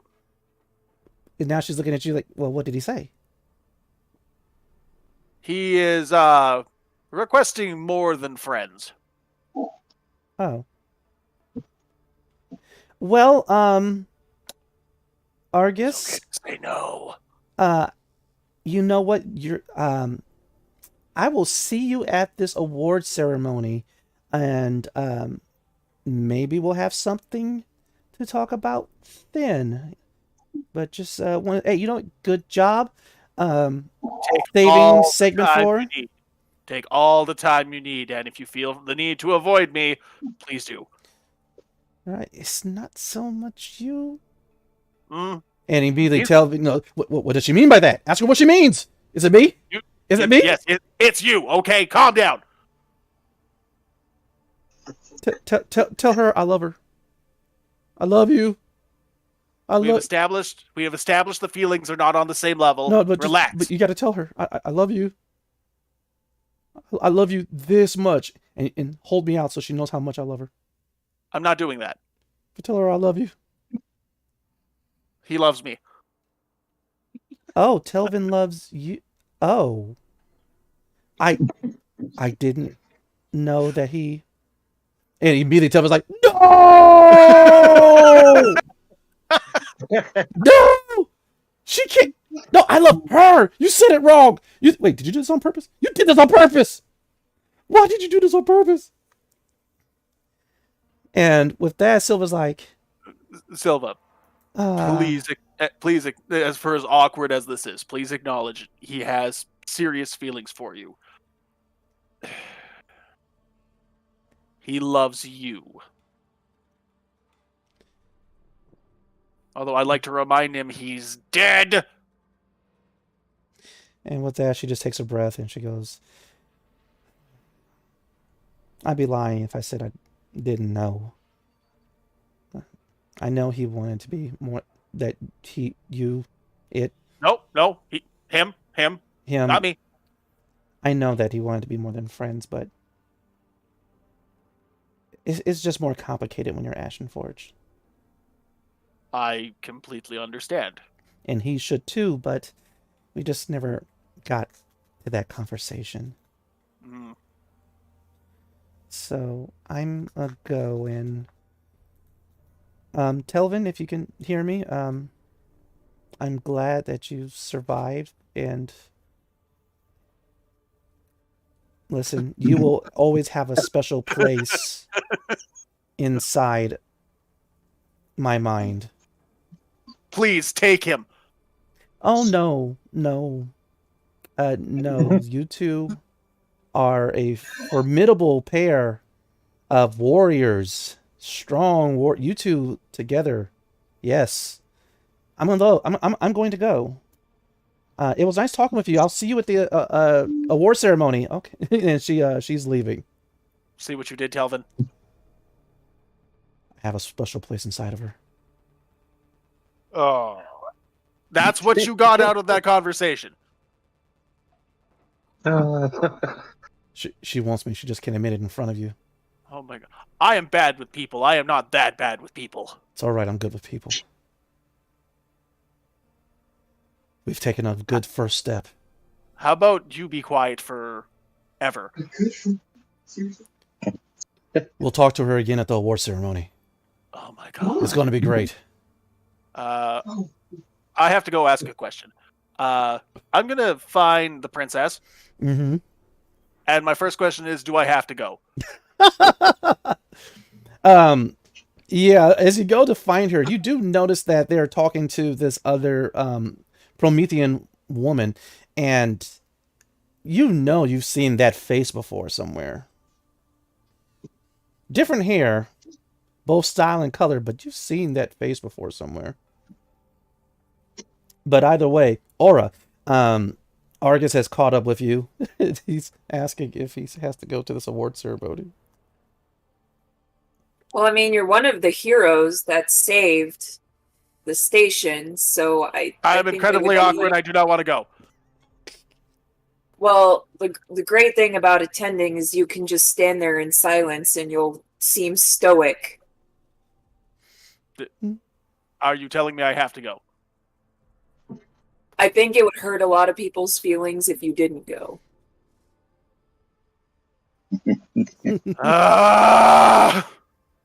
Very well. And I'm going to walk away. So as Argus is stomping away, as Ori is giggling... Not stomping. I let out my drama there and then I just walked away, as a soldier would. Wait a minute, I have a question. Do I know about this inner voice because I'm telepathic? That's a wonderful question, Cobalt. Okay. Can you hear Telvin with your telepathy? By default, no. Can you telepathically talk with him? If you so choose, yes, you can, actually. The question is if she was aware of him. No. So to us, you're just talking to yourself. Yeah. a lot. You've been a little. Even the one that can read minds. Yes. Can't hear him. Yes. You look crazy. Because the thing is, you don't just read minds all the time. It's not like hearing per se, as in when you do choose to listen in on thoughts, you actually have to focus on the individual. You can't just like open yourself and just receive everything. Okay, so if I made an active choice to try to read Argus's mind, then I would hear Kelvin. No, you can actually make an active choice to read the weapon's mind. But who would think to read the weapon's mind? Yeah, unless I knew, unless I had any inkling, I don't think Aura would. Yeah. But as In other words, as Argus is walking away, as Argus is walking away, and you guys are kind of snickering, that's when all of you, including the Sentinel Remus, you guys all see Brave Stride for some reason harassing a small turtle. I don't care. What was that? Xenobiology 15? Yes, believe it or not, even though they shouldn't be on space stations, you have seen them on the planet Vol, but it is pretty much called a space turtle. Cool. Turtles throw up, so I'm gonna upset its stomach. Okay, and so you go ahead and, I mean, are you going to keep it upside down? Or you going to flip it right side up? Well, I'm guessing it's a snapping type of space turtle. Shake it like a margarita. So, no, I'm gonna pull out a ration. This is not their type of stuff that they eat, and poke at it until it snaps onto the ration, and then wait for it to start throwing up all the shit that's in its stomach. Right. Okay. Aura, what do you do to this? What's your reaction? Why are you bet trying my to cat's why are you trying to make a turtle throw up? What are you doing? A beat up turtle, by the way, with blast marks on his shell. I did not shoot the turtle. The turtle stole from my cat. What did it steal from your cat? That's what I'm trying to figure out. Even Umbra, Umbra's looking at it like, what did it steal? Like, Umbra's like, wondering, what did it take? Where'd your toy go? It was the toy. The turtle's the toy? Yes. Oh, shit. Oh, here you go. And so you put it back on the ground, and Umbra starts batting it and skidding it around the floor again. I thought it had something else. No, Umbra's effectively enjoying playing soccer with this turtle. Anyone want a turtle?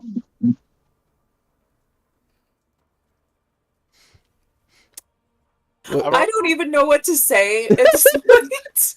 I already have a pet. No, thank you. Until was like, wait, I am not a pet. We are companions. How dare you? All right, you. Talking out loud again. Is your brain cracking? I told you I already have a pet. I'm just going to storm off now. Why you mad, sleeve? What did you call me? I called you a sleeve, Ashen Forge. What are you gonna do about it? I'm going to find a way to delete you from this goddamn device. Punch yourself in the face. Actually, if you ding the weapon right, it'll vibrate a lot. Oh yeah. I would probably shake him up. I was always taught not to abuse my weaponry. Yeah, that would be very. I have not reached that stage of anger yet. Well, okay. My cat found a turtle. But where the fuck did the turtle come from? Why was it in that wherever it was? Oh, Umbra, where'd you find this turtle? Yeah, Umbra just looks over to like a random corner of the hangar. It was just chilling over. This might be someone's pet. And Umbra's like, no, it's my toy. She goes ahead, she starts batting it around and causing it to spin.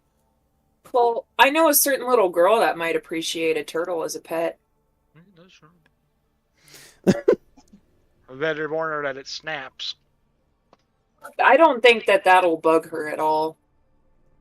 All right. So you gotta find a new toy. Finally, Karita, she's like, excuse me, everyone, but I'm still looking for Sagaristio.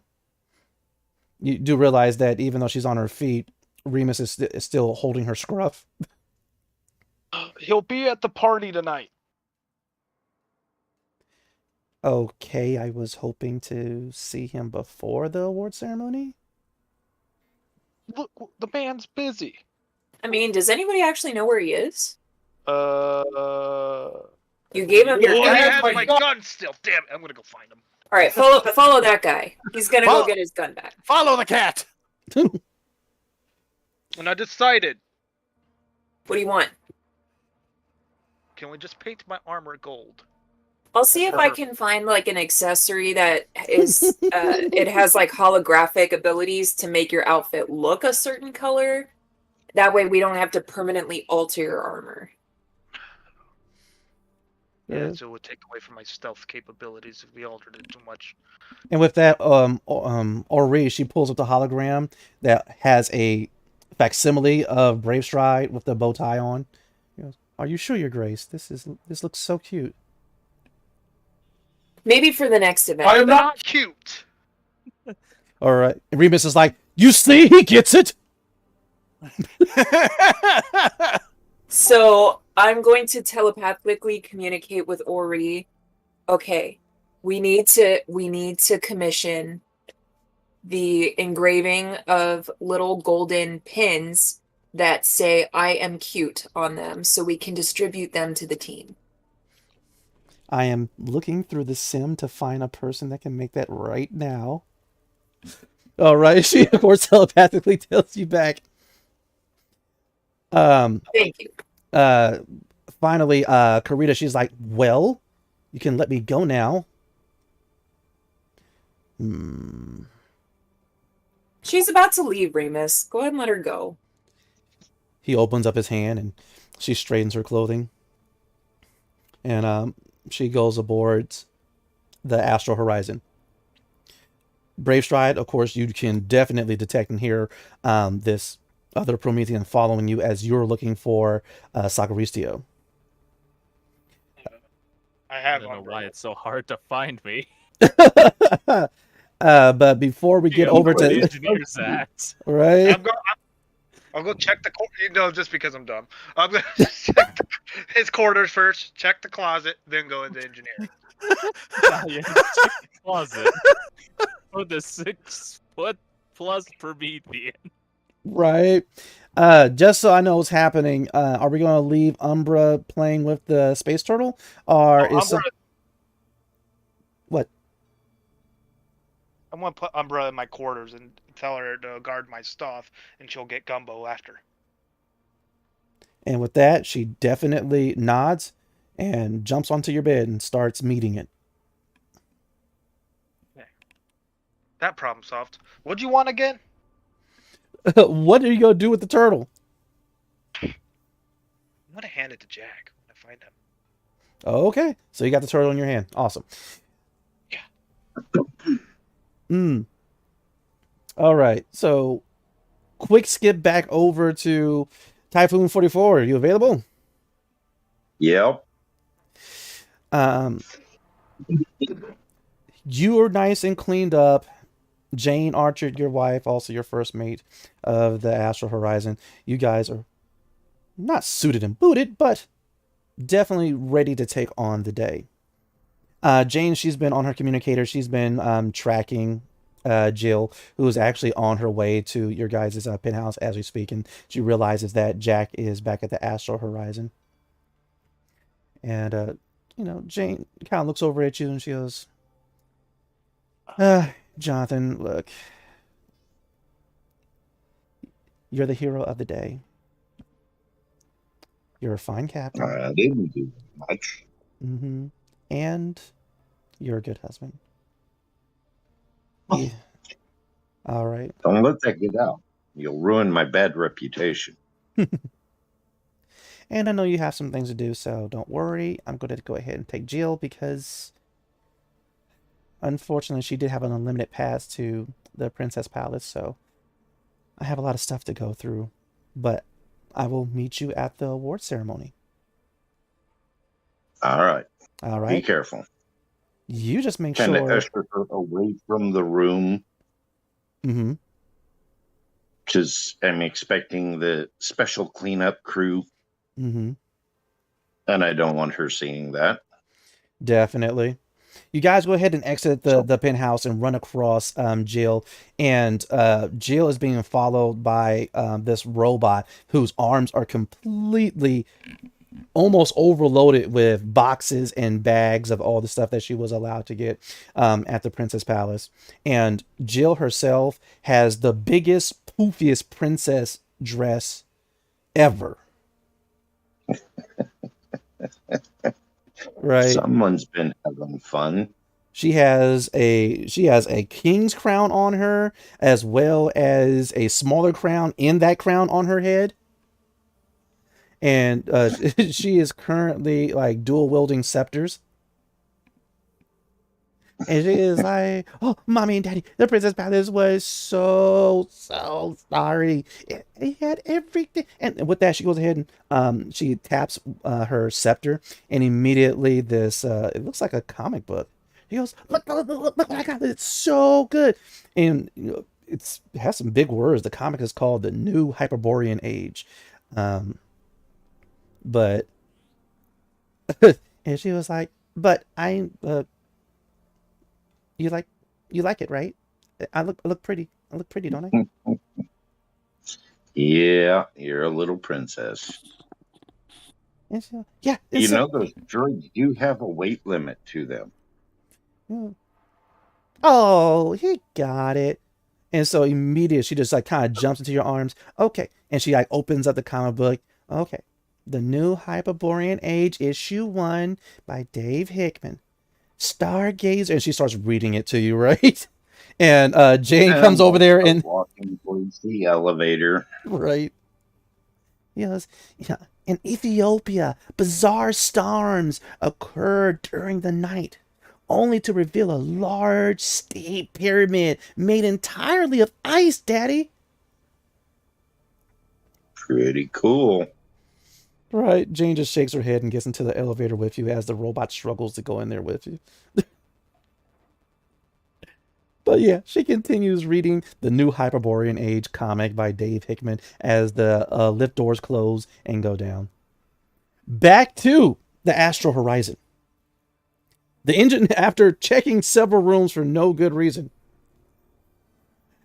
Brave Stride, you managed to find Sagaricio in the engineering department. It seems he's having a conversation with Jackson, and Sagaricio, Jackson was pretty much telling you that he is, long story short, sad because of the loss of Lillian, and he doesn't think he's ever going to find another girl like her, and he doesn't know how to tell his dad that he's going to leave the crew and become an ace pilot, whether his father wants him to or not. But before he had a chance to elaborate on that, the door slides open to the engineering department, and Brave Stride is there, and behind him, Promethean girl. Silver roots, electric blue hair, but her face looks so familiar. Either way, Brave Stride, what do you say? She's looking for you. Her? And- Her. Yeah. And is my gun done? Oh, yeah, no, I got it all cleaned up and I re-zeroed it for you. Thank you. Here, Jack. And hand him the turtle. All right, that's all I needed to do. I have to go find an outfit for the party tonight. Wait, party? Yeah, and I guess I have to wear something along the line of the cash because of the whole branded thing, and they're trying to put me in a bow tie. They want to put me in a hat and a rope. And make you cute. They're trying. Yeah, I think Remus was on something. I think he's right. And Well, that's words I never thought I'd hear you say, Remus being right. and with that, Jackson's like, I'm glad it's you guys and not me. Oh, you go too. I am not getting an award. No, but you are the son of a hero, so And part I'll of the pat him on the back. crew. Then he finally sees the Promethean, and he's like, "Oh," and he gets up, he stands up straighter, kind of fixes his hair a little bit. Oh, Brayshaw, do you give the space turtle to? Oh, hell yeah. You just toss it onto Sacaricio and just take your gun, thanks, and then leave. Yep.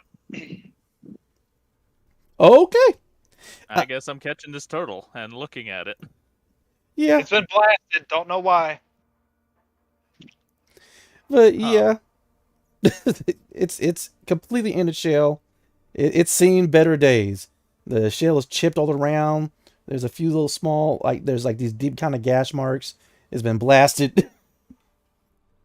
But with that, the Promethean girl, she kind of steps forward. You're Sagaristio, right, from the clan Satori?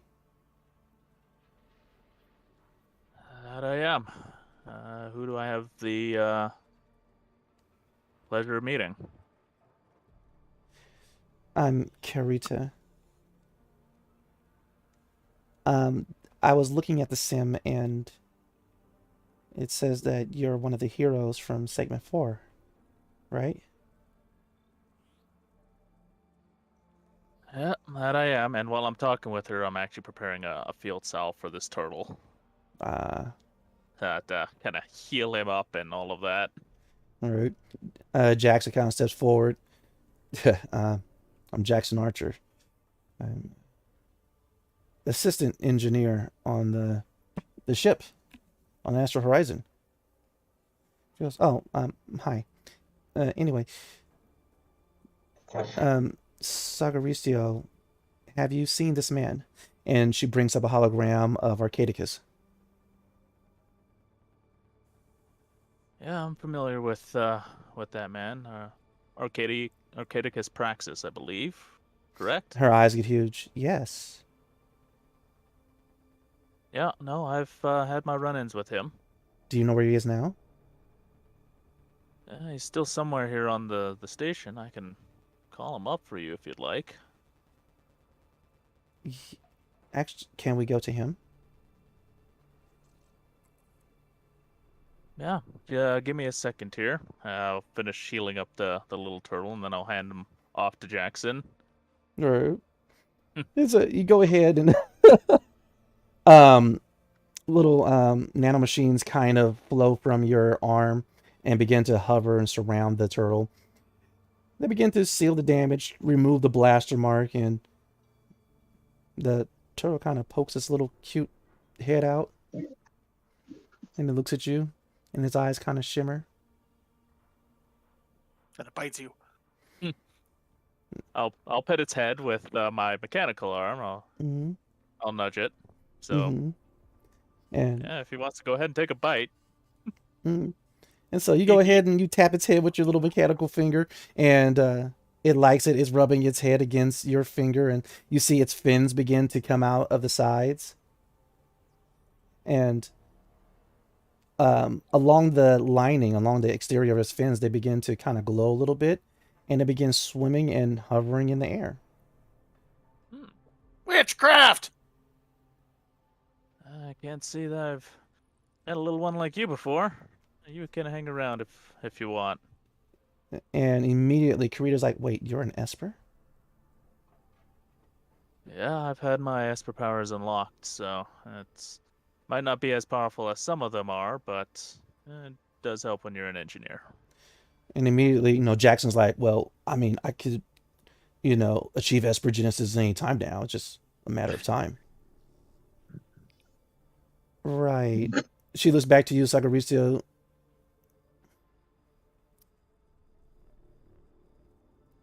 Parasisio toko lingo?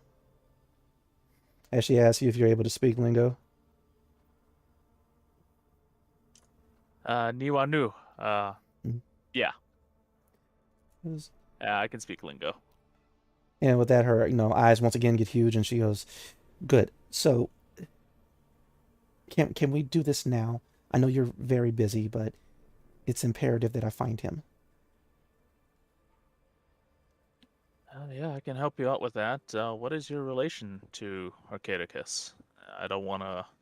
He went through a lot these last little bits, so. I'm also of the clan Praxis. Relative. Okay. You of all people should Yeah. know that family is everything to us.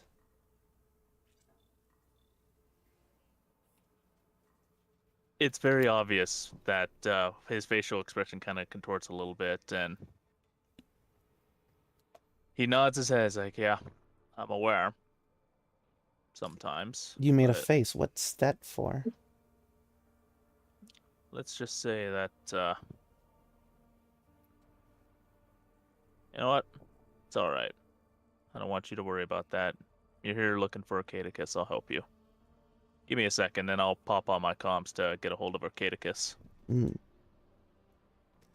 And so as you get your combo out, Jackson's like, so that sounds like you guys were speaking lingo. I always wanted to learn. You care to teach me? I pick up Well, I'm new getting tongues very quickly. And she just looks at him like, dude, you're not a part of this. It's like, he goes, you're the ship's assistant engineer. Maybe there's something elsewhere you can fix? I'll kind of look at her, then look at Jackson, and then I'm going to turn to the other 4 constructs that I've had made for the last Yeah. it's probably been like, I don't know, 12, 13 hours at this point. And with that, Jackson just kind of lowers his head, like, I'm gonna go. And he just leaves the engineering room completely defeated. You do get a hold of Arcadicus on your communicator, and you hear the sounds of pachinko and slot machines and whatnot, and he is like, yes. What is it? I'm on a roll. Well, I don't want to. Come on, Big Cubal! Don't want to ruin your role there, old man, but we got someone here looking for you. Someone from your clan. Are they armed? Well, they got 2 arms, so possibly. With that, you doesn't see seem she kind dangerous. of, she defensively kind of crosses her arms. Yeah, she looks like she'd be able to handle herself in a fight, but no, I don't think she's here to do you harm. But It's a she has girl? she's bearing a very, very strong resemblance to someone. Hold on, what was your name again? Carita. Rita. My granddaughter. Where are you? Right now, I'm just on the ship in the engineering bay, so I'll be right over there. we'll be here. Wait, just one more. Come on, Big Cubal! Ah! Machine will be there when you're done, old man. I'll even slide you 20 cubal to get you started up again. Trust me, I'm not leaving this place empty-handed. I'll be there shortly. Well, I'll give back. Well, I'll tell you what, give you 50 cubal if you make it over here right now. And then you can spend all night doing whatever you need to do. I'm on the way. And immediately he hangs up. And she goes, oh, he's coming here. Okay, this is good. Is. This is good. No, he's spending his time over at the casino. Well, Right. And with Kinda. that, she's kind of repeating to herself, this is good, as she's kind of like, walking in a circle. You do notice that she's kind of nursing an arm, but that will require an insight check for more information. I could probably do insight. Yeah, let's do that for funsies. Oh, okay, go ahead. For funsies, go ahead. Whip that out. Yes, I'll whip up my insight. Yeah, I don't know what's going on. Well, you just know that she's not bad looking. Hey. Well, Mhm. Obviously, she's not bad looking because Jackson just made a pass at her. Right. Though, I wouldn't really be using him as a standard of measure. She is she is a 3 on the Jackson scale. Right. But yeah, while you're trying to figure out what's going on with her, the little space turtle is constantly bumping into your arm. I'll give it some pets again, and I'll look towards her. And it's like, Mm-hmm. so what brings you all the way out here looking for Cadicus? And she goes, well, no offense, Sartori, but kind of between us. Well, I'm not trying to be rude, but all of a sudden, everyone kind of gets a group message from Ori that it is time to meet at the segment 2 Belair Boutique.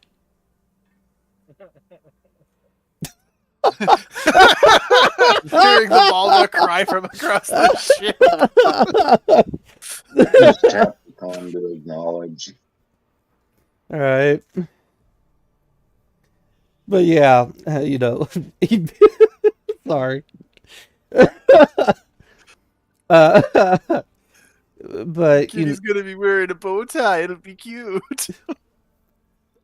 Princess Aura put a bell on him. But anyway, He jingles. I'm trying to like lock my orders as I'm trying to like not go at this point. but most definitely, a hover vehicle arrives at the hangar to pick you guys up that are at the Astral Horizon. While over in segment 2, Captain Archer vehicle comes to pick you, Jane, and Jill up. Even though it takes a little bit longer because the robot is struggling to put all the things in the storage compartment in the back of the hover vehicle. Including the dead body. That's for another group. Yeah. Room service. Woo! No, but Bringing Cynthia with me. all right. And so you go to get Cynthia, Brave Stride, and go into your room, and immediately you see Cynthia in your bag, and she has the core stone in her mouth. Oh, you mean Umbra? I'm sorry. Who did I say? Cynthia. I am so sorry. I did mean Umbra. Okay. Chalk it up for a GM mistake right there. Anyway, but so Umbra's there with the majestic core stone in her mouth. And as soon as you open the door and she sees you, she's like, oh no, I'm caught. Bam. Extremely caught. She backs up a little bit, waiting for you to make a move. So it's kind of like getting that ready stance. Yep. And up the whole doorway. Right. You go ahead, you take your stance, she takes hers. You little shit. She was like, you will never get it back. I will get it back. You will not get it back. I lunge. All right, go ahead, make your attack.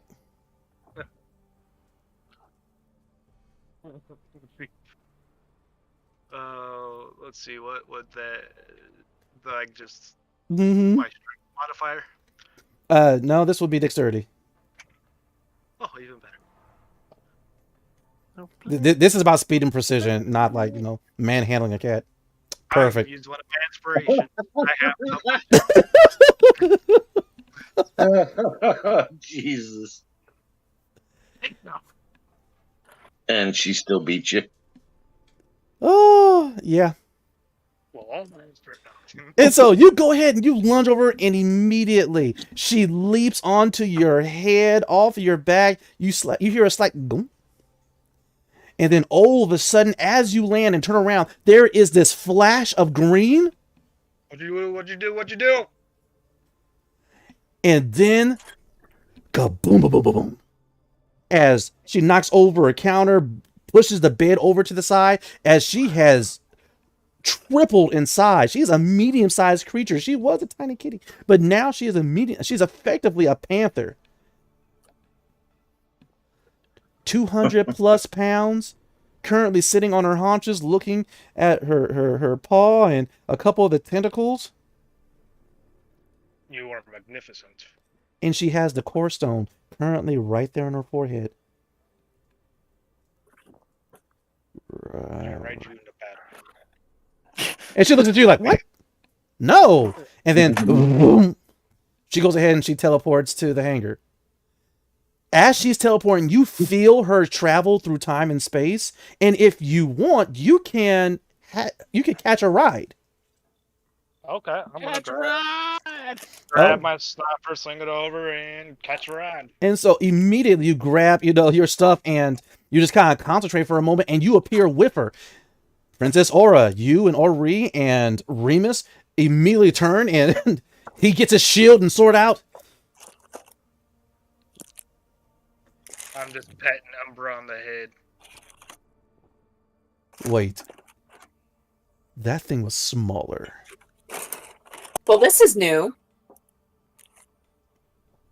Right now, Umbra's enjoying the head pats, but she's like, I don't know how you did that. How you do that? How'd you do that? How you do that? How you do that? I asked you first. Wait, how are we talking? Meow. I mean, to everyone else, they're just looking at each other right now. But anyway, it's like, you hear and understand me fully now. Or is it that you understand me? I understand you don't have gumbo, You just had some. but I want more gumbo. Because you just grew. That's why I want more gumbo. The gumbo's in the ship. Someone's gonna be in the kitchen full time. Vroom. No, Do you hitch a ride? Wherever Umbra teleports, you can teleport along with her. All right. oh, that's correct. You ain't getting away now, cat. Look, we're about to have a party. They're gonna feed you. You are now my majestic companion. You're not gonna write me. And she's like trying to like paw the huge pot of gumbo over and spill it so she can lick it. There's still a cat. There's still a cat. And knocks it over and just Yep. starts licking I it. just- Hurry up. I have a party to actually.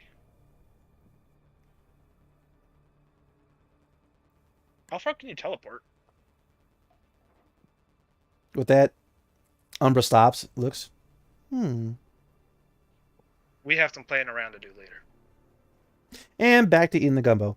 But after it eats the gumbo, everyone kind of gets into the hover vehicles, and you guys are actually taken to another shuttle, where you get to see this beautiful view of Pellavaro as you guys are going to the very guarded Segment 1.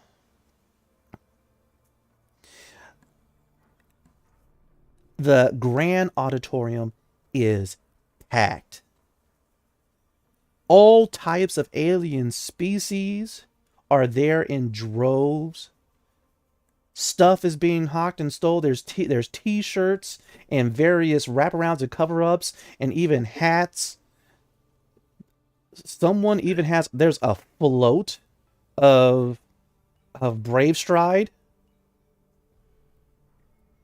Music is playing. It is a grand celebration.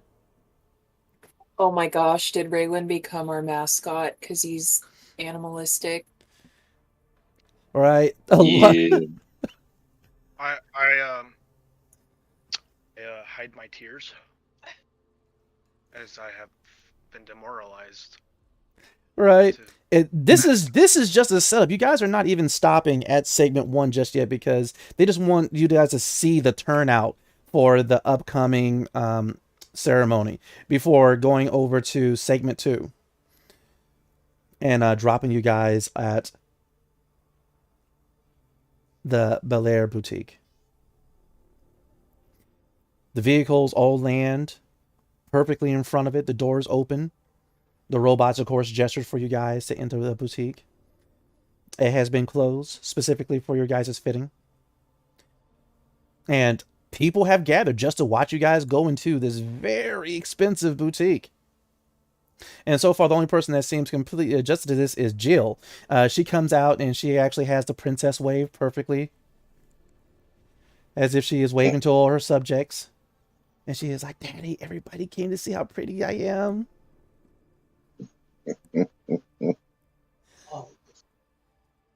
As Just pat it on the back. mm-hmm. Yep, and she just kind of like walks on in there because you can't see her feet because of how poopy this dress is. But as you guys are going from the limos to the hover limos to the Bel Air boutique, all of you, please roll perception. Oh no. Yes. Does it beat my 15 passive perception? It does not. That means me and Lovely don't need a roll. Awesome. You guys' passive perception is 15. All right. Stagaricio, you definitely see it. Oh, Argus, you see it. Oh. Captain Archer, you see it. You guys step out of the limos. And you look over to the side on the sidewalk, and amongst the people that have gathered there, the crowd temporarily parts, as if they're letting someone of some importance through. And all of you fear the worst. There is a band of solidified light that is acting as caution tape to keep the people back. But it temporarily deactivates. And as the people part to let in whoever this is, you all see a brightly colored Terran chicken carrying a Q-tip in its beak. What the fuck? Yes. It steps forward, it turns its head to the side to see all of you emerging from the limos, going towards the boutique. It turns its head to see with its other eye. Baka. Baka. Is that ook, or is that what Argus is saying? Ook, ook, ook. Okay. Does anyone Like, say? Does anyone say anything to the chicken? Is it considered a beast? Yes. I'm doing a lore and a xenobiology check on this motherfucker. Please do. The chicken is throwing me off my game. It steps forward. It's about 15 feet away from you. Okay, so just to clarify, Yes. is it a person in a chicken suit or is it a literal chicken? It is a literal chicken. And when you say is it like a humanoid sized chicken or is it just like large for a chicken? It is a regular sized chicken. A regular sized chicken. Yes. In its mouth. With a Q-tip in its beak. Yes. And people are parting for it. They have parted from it. They've closed up the hole, and the hard light banner has resumed to keep people out. But now, this regular chicken with a Q-tip in its mouth. 24 on lore, 19 on xeno. Most definitely. It is considered poultry by Terrans. Originally, it came from Earth. They are typically used for food. Its feathers have been used for other things. And with that high of a roll, there was an old Earth custom that utilized various parts of it for magic rituals. I don't see any old guys in white Southern-styled suits around, do I? You do not! It's just a chicken. With a Q-tip in its beak. It steps forward. It's 10 feet away. No colonel around, so he's not dinner. And finally, Jill, she looks over and goes, "It's a chicken!"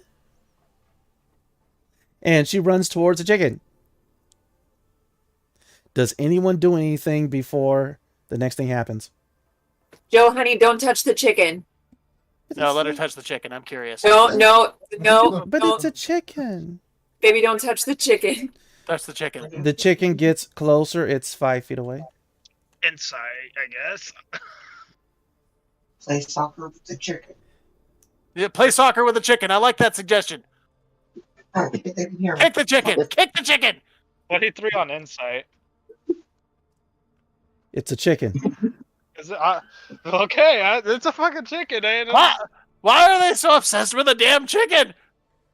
Is it like famous? Is it like a famous I'm gonna little go chicken? ask a person that's like that, like gave it. What's up with the chicken? The chicken steps closer. It's now within melee range of Princess Aura and Jill.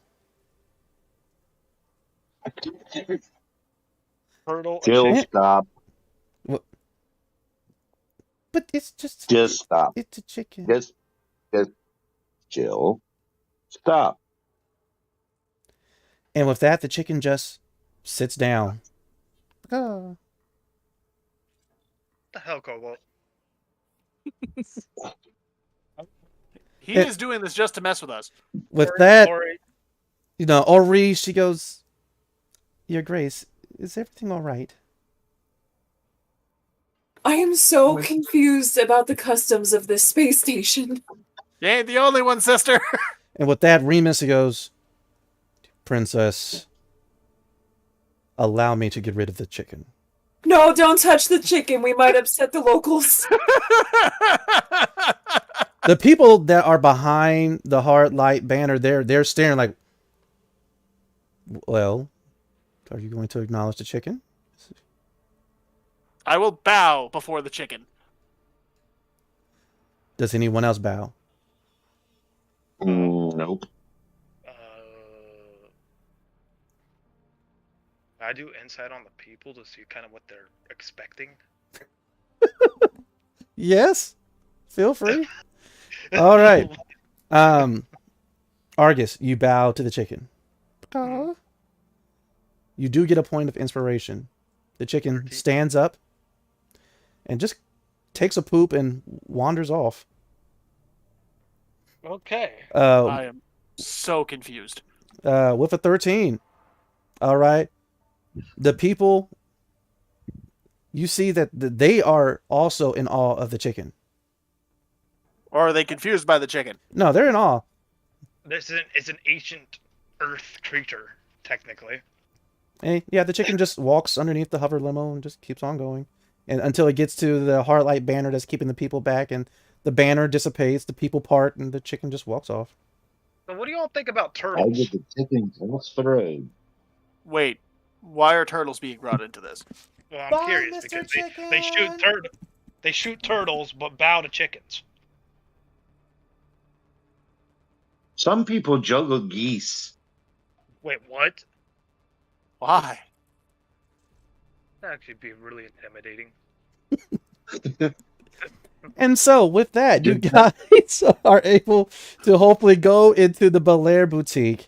Feel free to add formal clothing to your guys' character sheets.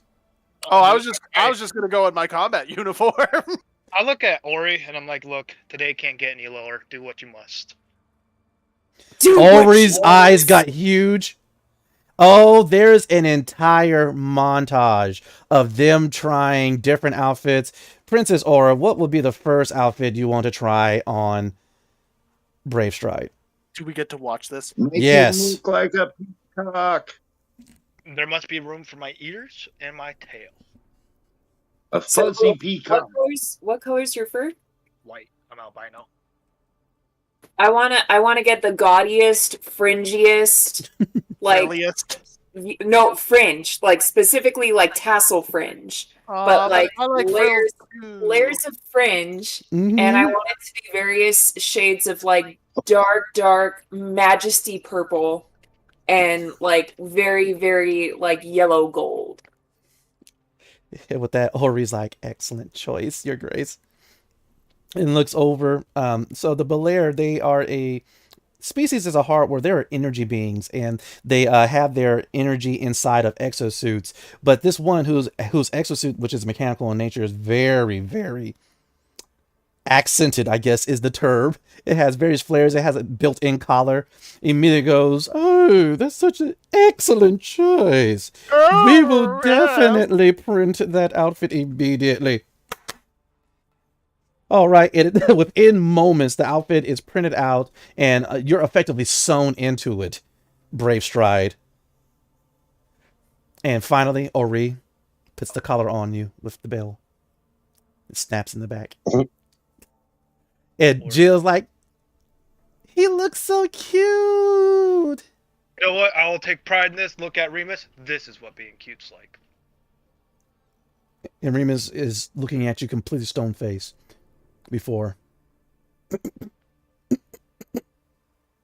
Ooh, can we get a copy for him? Hmm? No. You wouldn't Yay! dare. I'll even bow so the bell jingles. Oh no, for Remus, I imagine a lot more flouncy lace. Yeah. And a similar color scheme, but just with a smidge more lavender as an accent. Can we have Matching top hats. Well, I thought thought you you were didn't want against to the cover your ears. If I could have ear ports, I'm fine. Oh, top hat with the earports. So original. It will be done. I just really want to see Remus in a top hat. I'm willing to sacrifice Right. myself for that. As the other Bel-Air are putting this outfit onto Remus, he is looking just daggers at you, Bray Strike. You're not telepathic, but just look at his face. He's like, I hate you so hard right now. I tipped the hat. And then Anybody got popcorn? finally, Ori, she comes up with the little ladder, climbs the ladder, and puts the collar on with the bell. He jingles. It snaps on the back. You're cute. All right. And so he's just standing there. Do you feel naked now? There will be consequences for this. If the cosmos wills it. And with that, Jill is like, Reamer, you look very handsome. It's Remus. Sentinel Remus. Oh, Sentinel Remus, you look very handsome. And she goes ahead and she curtsies as best as she can, but the dress will only allow so much. And with that, he kind of nods. Princess, does this meet with your approval? No, I was just fucking with you. What? Yeah, you're wearing it now. Then let's go to the party. Well, no. And Ori is like, shall we go to the award ceremony, Your Grace? No, we're not done. So I'm gonna change. Princess, I'm not- please. I don't know. I've never begged for anything in my life. But I beg you. I don't- Beg harder. Make him beg. Make him beg. First time for everything. I don't know how much more they'll tolerate of this. So let's go ahead and transition Raylan to an amethyst, tight-fitting, tailored suit. Yeah. That has gold accents that look like tiger stripes, but very warrior-esque tiger stripes. Ooh. Well, fine then, jaguar spots. Thank you. There we go. Jaguar They're like spots. metallic, I have so problems with the tiger. so they're like actual shiny. Oh. And then for Remus, like an orchestrator, or what are they called? Like the Conductors. conductor. Yeah, like a purple conductor outfit, Oh, with the with, tails. gold trim. Yes. and then yeah. Excellent choice, Your Highness. Oh, they're going to look fabulous. Right? The suits are printed. They're put upon them. And Jill's like, they're so pretty. Oh, actually, give the nod of approval to Remus.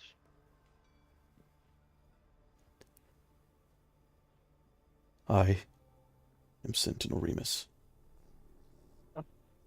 I am a feared warrior. Not anymore. I have Can hear him slain cracking. many a foe. I am an upholder of the traditions, the rituals, all of the precepts of the Kesh. Can I take Sentinel Remus as my +1, princess? Only if you get bells on your cufflinks. Deal.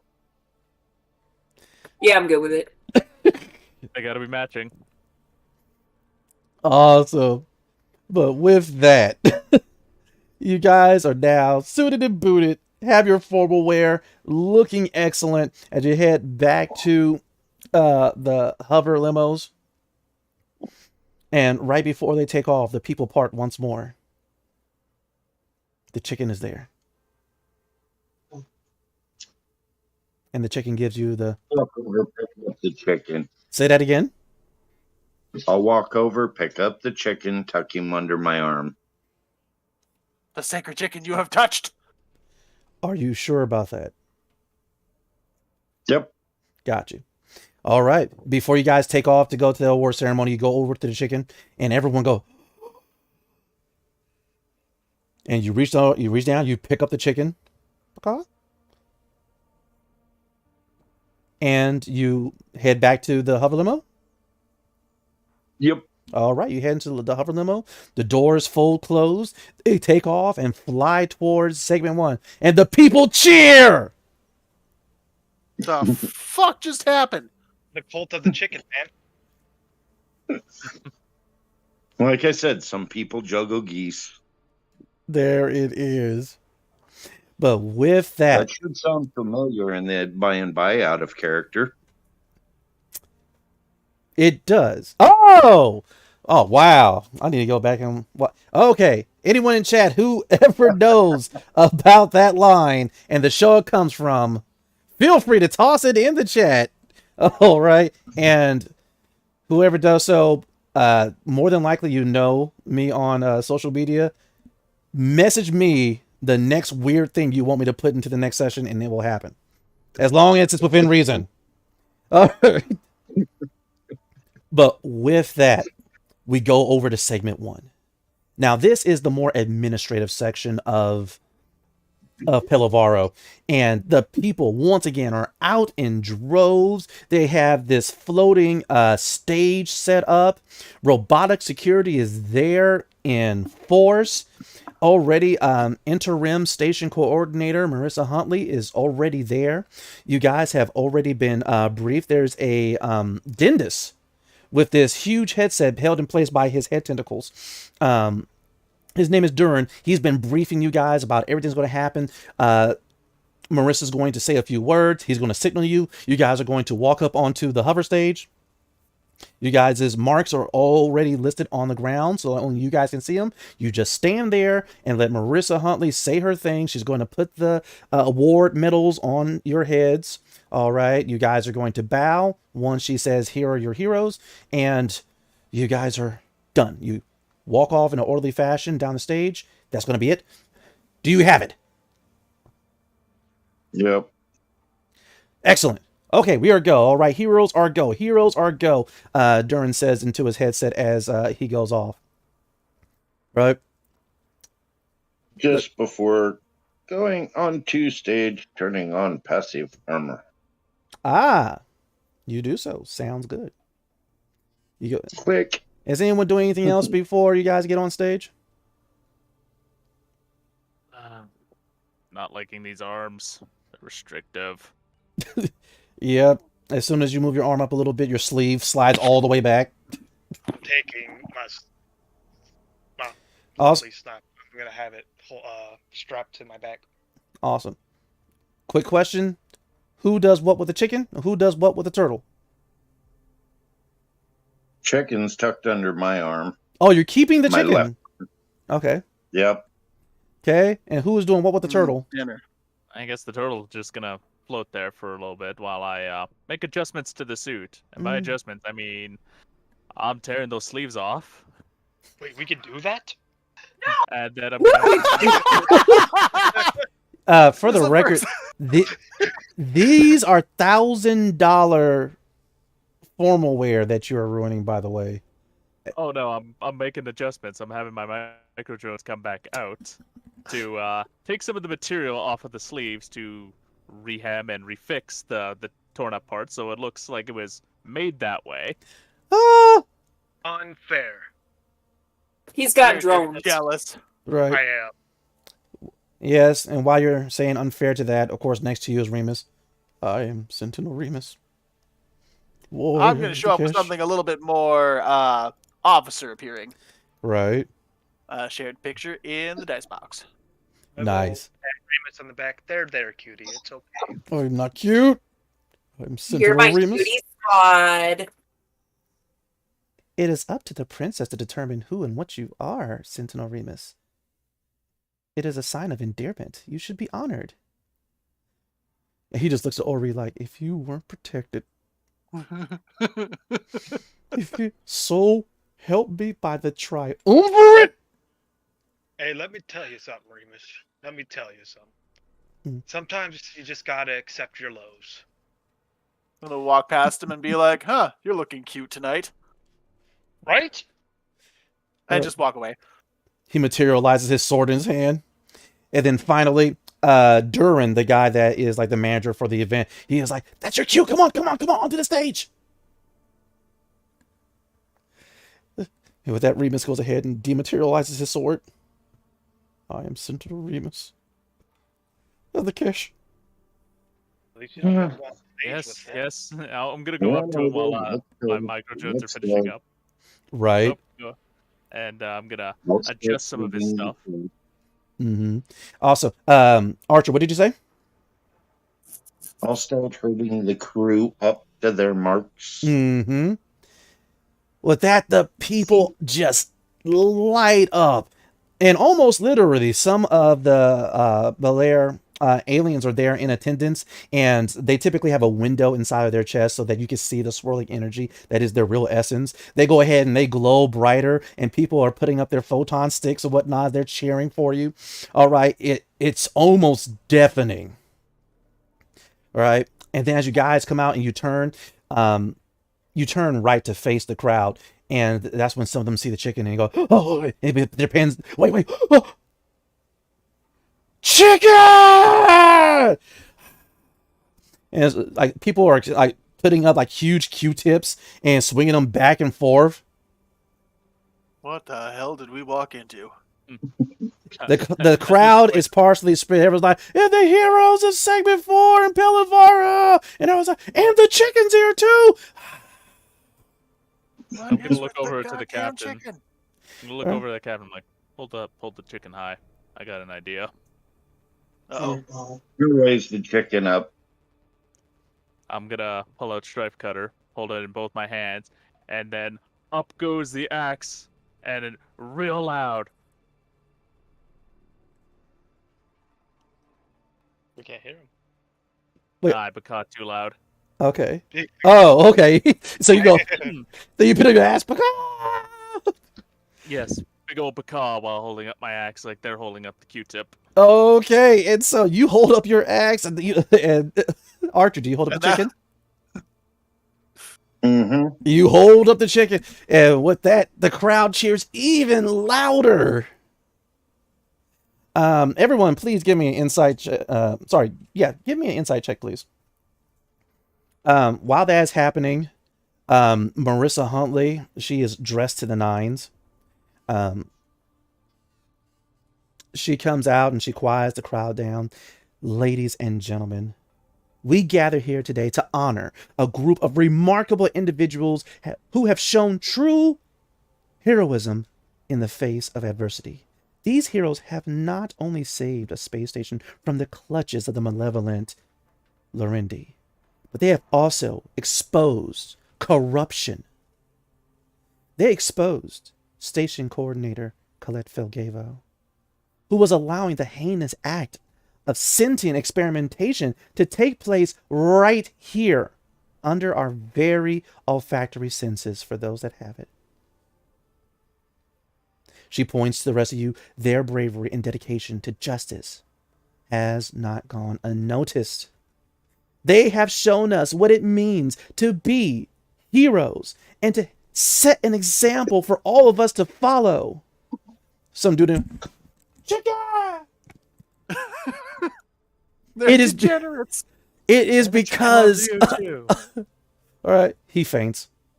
All right. It is because of their selflessness and unwavering courage that we can all feel a little safer in this universe. So to our heroes, I say congratulations and thank you. You have saved countless lives and inspired us all to be better. You are truly the protectors of Pel Ivaro. And with that, the crowd cheers. People yell chicken. People start going, "Paka!" All right. I don't know who's flanking me, but I'm going to lean over to the closest one and be like, they know we're leaving tonight, right? And one by one, Marissa, she actually is giving you guys medals of heroism. Feel free to put that into your Inventory! Thank you for the word. All right, Medal of Heroin. Got it. Oh, righty. I'll put it right beside my magnetic moon charm. Okay. And so, Aura, Sagaristio, while the medals are being placed around your necks,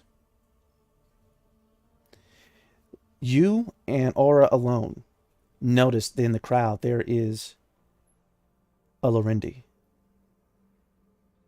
Red-skinned alien with the ridges across their brow, who is holding, quite gently, a little Keshian girl, but staring at Aura intently.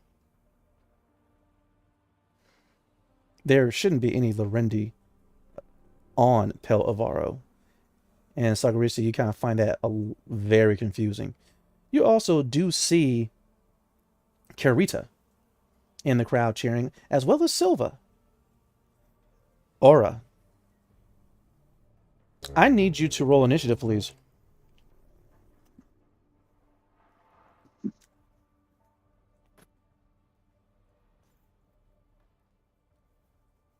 Oh boy. And tell me. Please give me a wisdom save, please.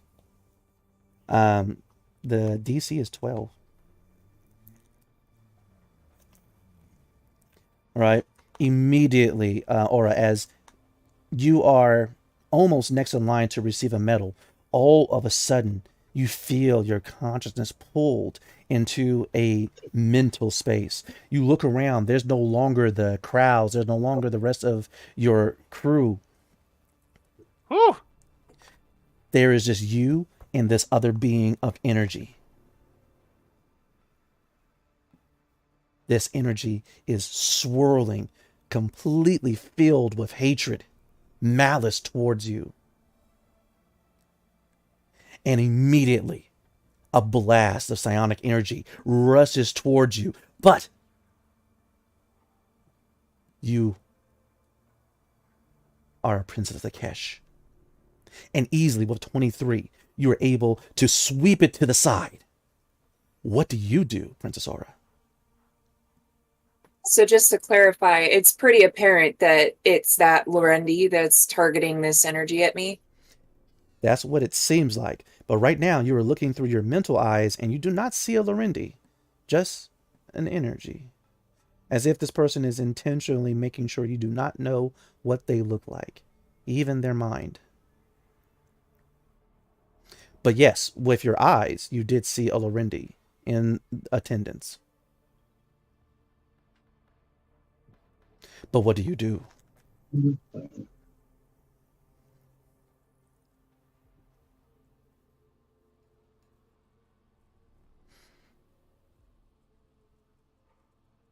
I am going to mental missive, basically just communicate telepathically with Remus and tell him what happened.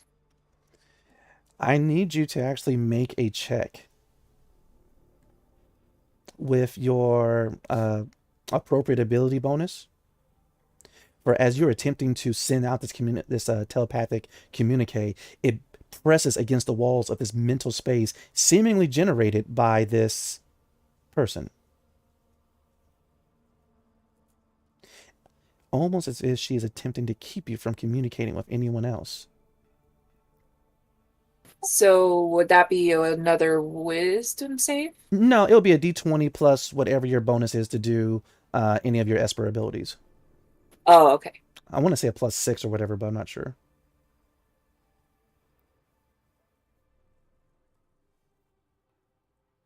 Whew.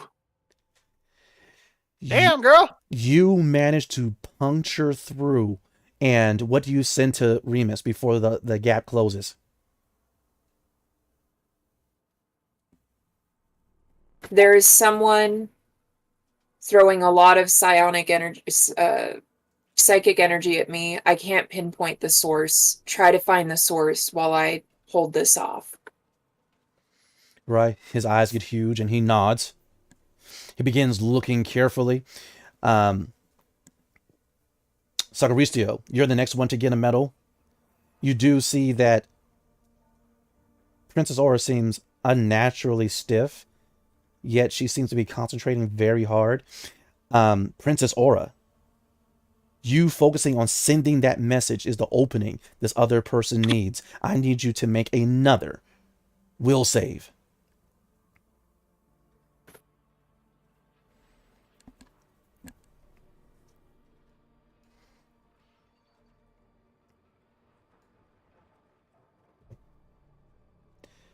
Inspiration. Inspiration. I already used it. You can take mine. Nah, we ain't passing no inspirations. How dare you? Yes, how dare I indeed. Only because your character actually has no idea that this is happening. Psionic energy racks your brain. This flaming hatred burns into your mind. And you manage to get a taste of this being is not Lorendi. You recognize this type of mental energy. This is Kesh. Mhm. You feel hatred. You feel jealousy. But now it is back to you. You have taken 10 points of psionic damage. Sagaristio, though, you've got your medal, and now Marissa Huntley has gone to Princess Aura to put a medal on her. Sentinel Remus, you see, Sagaristio, you see Sentinel Remus. He is scanning the crowd intently. What do you do, Sagaristio? Let's see. Since I noticed that there's a weird Lorendi here with the cash, do I notice between Remus and Aura what they're primarily focusing on? Well, Aura is looking directly straight ahead, and Remus is scanning the crowd.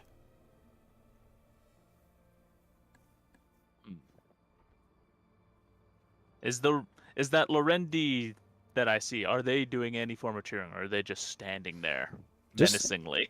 Just standing there.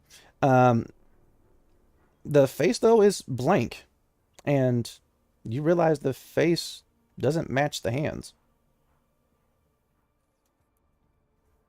But a perception check will be needed to see more, and that will also be what you do. It's a hollow mask.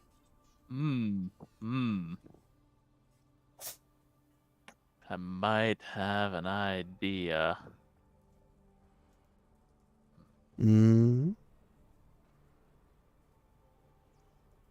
Well, while you were thinking of that, How am I gonna? well, I Aura, don't want to. I don't want to interrupt all of the the ceremony with the medals and all that. But yeah, you see they have a space reserved for Jane, Jackson, and Jill. are they close by? Well, that section is right next to where the Lorendi is. Interesting. You know, I'm gonna send this over to Jackson. Just slightly tap on my ear for my communication and send him a message. I'm like, yeah, there's someone strange in the crowd, and we can't really do anything while we're up here. Mind doing me a favor there, bud? Yes. Yeah, of course. There's a Lorendi just a few seats down from you guys in front. I can't really make out their face, but they're not doing anything. Get the crowd on them. Start pointing at them and say that they're not cheering for the heroes or the chicken. Right.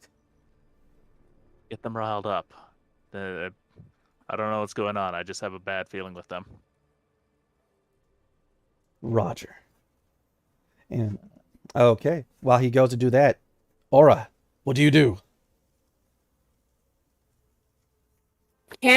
Do I get a general proximity at least? Like, does this feel like it's far away? Does this feel like it's close? It feels like it's close.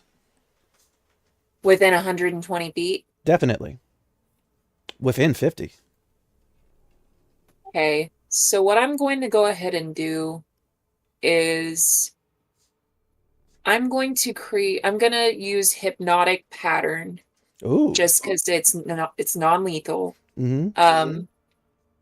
I'm going to hypnotic patterns description, you create a twisting pattern of colors that weaves through the air inside a 30-foot cube within range. The pattern appears for a moment and vanishes. Each creature in the area who sees the pattern must make a wisdom saving throw. On a failed save, the creature becomes charmed for the duration. While charmed by this power, the creature is incapacitated and has a speed of 0.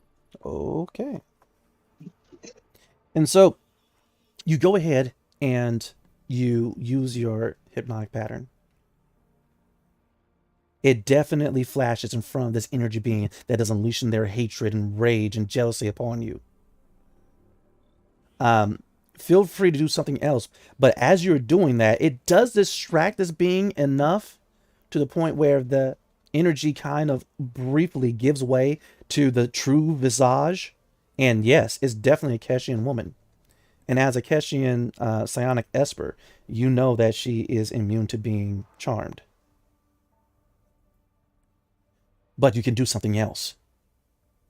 Though, this Keshian woman, you've never seen her before.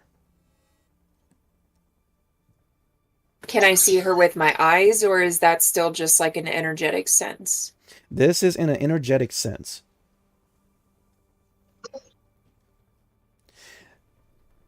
Well, in that case, I'm going to give her a taste of her own medicine and synaptic recoil. Oh, snap. Fry the bitch! And what's the saving throw she has to meet for that one? Wisdom. Okay. Well, and what's the DC on that? Never mind. Yeah, Oh, 1. Anyway, with that, this mental cage that she temporarily had you in shatters. You see Jackson getting ready to get right next to this Lorendi when all of a sudden she falls down to one knee and the Lorendi face morphs back into that of a green Keshian woman. The Keshian little girl that's with her turns around and is trying to see what's wrong. 11 points of dabblage. Woo! And with that, she just kind of falls over. And the little girl that is with her starts freaking out. And now Jackson stops and he's like looking up and he's... And finally, Marissa Huntley puts the award medal onto you, Argus. People of Pel Evaro, these are your heroes! And with that, they cheer. And the Sentinel, he goes ahead and immediately just like leaps off of the stage. Lands right there in front of the woman who's collapsed with her child. People back up. Oh.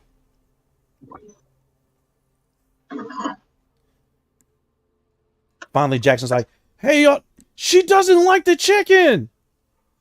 Boo! Boo! The little girl is just crying her eyes out and just holding her, person, I guess. And she's looking over at Remus. Help my mommy, please. What's wrong, mommy?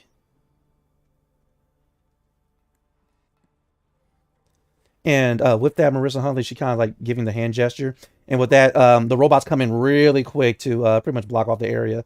And with that, she was like, one more time, another round of applause for the protectors of Pel Evaro. Chicken! And the people lose it as you guys are ushered off the stage.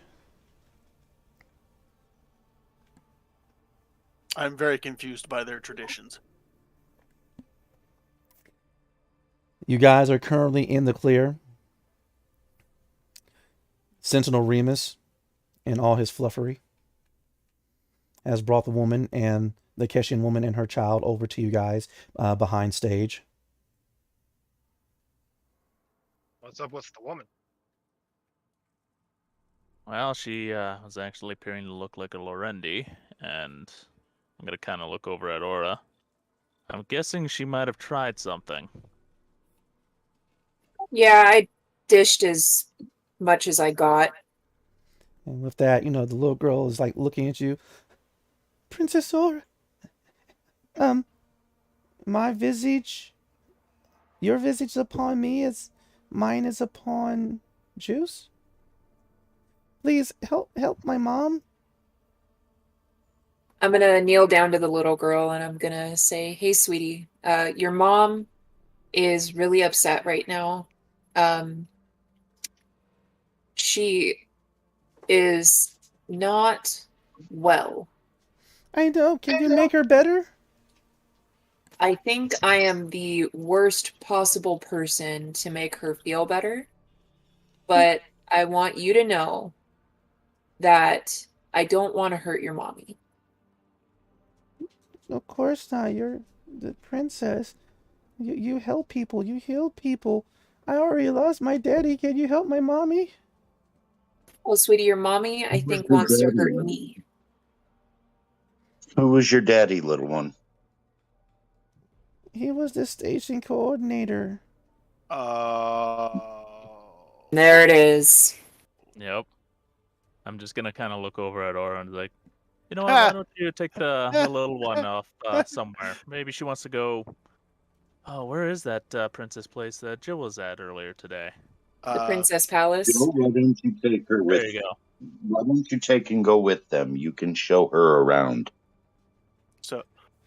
So we just found a mini cutlet. Speaking we'll of look which, after her. Wouldn't that be Veal? are you guys going to take care of my mommy? Yes. Yeah, we are. I know some medical stuff. I can help her out. And with And that, yes, feel is the appropriate term. and with that, she goes and she gives her mommy another hug and gives her a kiss. They're going to make you better, mommy. And the little girl goes off with, who are you guys sitting off with again? Aura I'm sending and Jill. Jill. Got you. All right. As the rest of the Archer family is leaving off, Jane looks back over her shoulder. She's looking at you, Jackson. Oh, sorry, Jonathan. And she's kind of giving you a look like, what's going on? I'll explain later. She nods. And with that, you can hear her mouth the words, "I'll see you back at the ship." Yep. All right. Love you, babe. All right. And she tells you, "I know." Get her ready to go. With that, as soon as the little girl is like away, Remus materializes his sword. She attacked you. I'll step between him and the woman. Princess. Our traditions demand her head. Yeah. Your traditions aren't the only ones being accounted for here, buddy. And with that, I agree punishment is necessary, but not yet. she finally starts to kind of wake up a little bit. Turn my back on Remus. Mm-hmm. So we get to meet Mrs. I am Sorry about your Rael. husband. Rael Felgavo. Well, You destroyed my husband. he did that to himself. He had nothing but the best intentions for this station. He is what caused this station to be prosperous. He was bringing in the money for this station. He was also He doing obviously illegal didn't tell you experimentation. the truth. All right. He Unsupported obviously- allegations. And that's what I'm going to pull out my axe, place it on the ground, and kneel down to where it's like, they're not unsupported. Those were my people he used. And she looks over at the princess. We are your people, and this is what you do to us. And she spits onto your dress. Even Ori begins to pull up her sleeves like, oh, and Ori, take a breath. Ori, take a breath. I'm With ready a to step 19 between on whoever I have to. persuasion, like Ori's fist is balled up and her knuckles already turning purple. Cobalt, Mhm. 19 on persuasion, speaking directly to her. Uh-huh. What do you say? I was the primary investigator in this. I'm the one that set things in motion that brought him down. And I would not have done so without reason. You think I care about your reasons? Then you don't care about your people nearly as much as you just inclined that you did. But what you're saying is you're responsible for all this. I'll accept that. For as far as you're concerned. And immediately you see she begins concentrating. Princess Aura, you feel as if she's getting ready to ready a psionic attack. Counter form as a reaction. Turd bubbles! With that, her eyes glow, and immediately she shoots out this psi blast. And just before it smacks into your head, Captain Archer, there's a flash, the energy disperses. And you're able to look to your side, and you see Princess Aura, her eyes glowing, her hand outstretched. You protect him? You're not a princess, you're a traitor! You're a murderer. You're not a Kesh, you're a coward. You're not facing your pain, instead you're blaming people. You're not facing the fact that your husband was not as good of a man as you thought he was. He might have been a good husband, he might have been a good father, but he was not a good space station coordinator, and he was not in any way ethical. And so, you've took it upon yourself to be the triumvirate. And to order him Well, he killed. got his trial. He got his trial. I got no notice to any court of justice. Oh, that's because you tried Wasn't to run. necessary. He would never run. He Oh, was a ran. courageous man. A faithful man. Pull out he video loved me. recording. Oh, you got the video I recording? pull out. Oh, crud. Yep. Okay. Pull out the recording. Here you go. You don't have to believe me. Believe your own eyes. And so with that, you go ahead, you play the recording of his last words, because I believe that's when you started recording, and was that last fight you had with him aboard the ship? Mm-hmm. Yeah. And she just she's begins gonna know shaking her who head. was actually responsible for her husband's death at this point. I was the one that did the killing blow. Yeah, he beheaded the hell out Yeah, of him. under orders. And so she just begins shaking her head. No. No, that's... Yeah. And try to run. And now you're attacking people without all the information. Sounds like a cutlet. Sounds like a Falgavo. And you're putting unnecessary blame on the one who didn't even get their hands bloodied. I was the one that took him down. Her eyes begin glowing again. Crap. There's almost no point. Backhander. Wait, say that again? I'll backhand her. And then she goes, fine. I don't know how, but I'm going to find a way to kill every single one. You need to calm the fuck down, lady. You got a child to worry about yet. And the course you're on will put you in the ground with your husband. Is that what you want for your child? It's better to die together than to live with the pain that you Is all have that caused. what you want for your child? Is that the legacy you want to leave behind?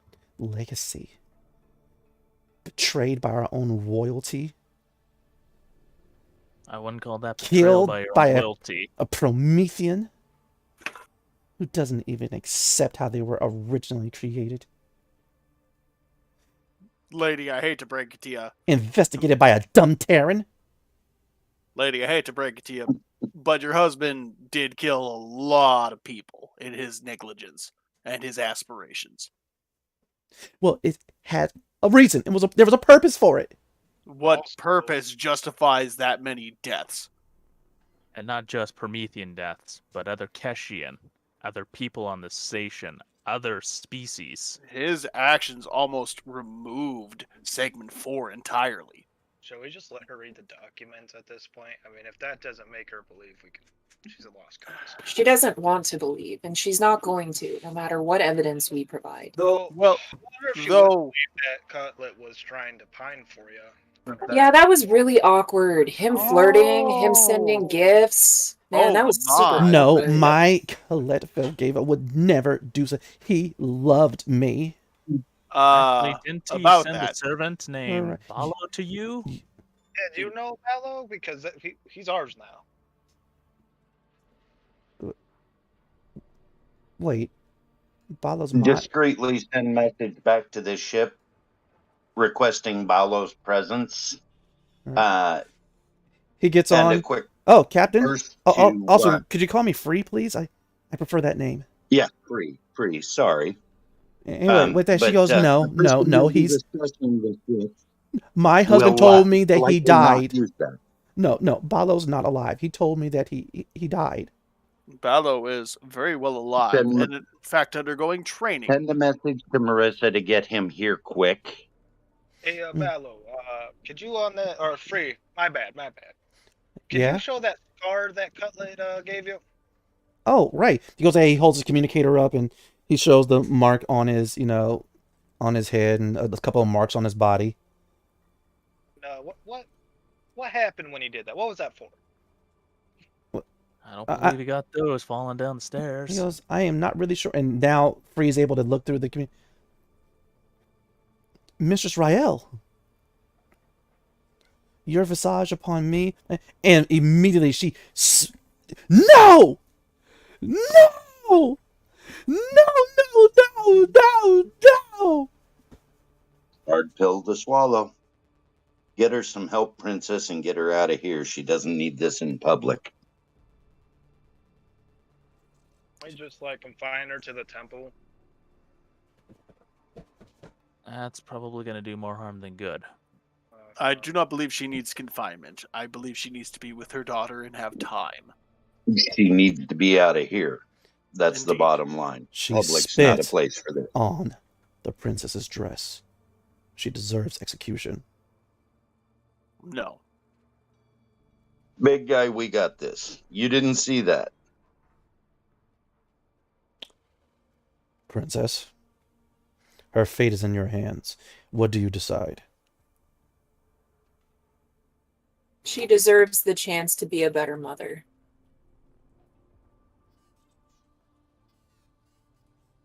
Rael Felgavo, the mercy of the princess is upon you. Thank her. Right now, she is just sobbing and just clawing at the ground right now as she is processing everything that you guys have shown her. She doesn't need to thank me, Remus, but she does need to move on. Ori finally catches her breath and a little bit calmer. Your Grace, we also have the temple blessing to do. Yeah, we do. Bring her with. People at the temple can help her. Not as a prisoner, just as, someone that needs the help. And I'll offer my hand down to the woman. With that, she just looks at it and tear-streaked face. She doesn't accept your hand. She just leans back onto her feet and gets up. I just want my daughter. What have you done with my daughter? She's on a shopping trip.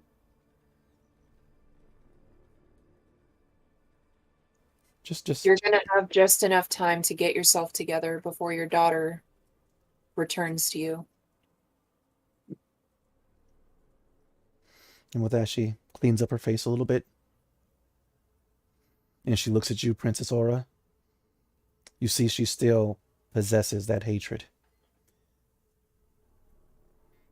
But she just turns away from you and begins to walk away, while still shooting daggers at you, Sakaristio. I mean, I'm fine with that. Me too. Mm-hmm.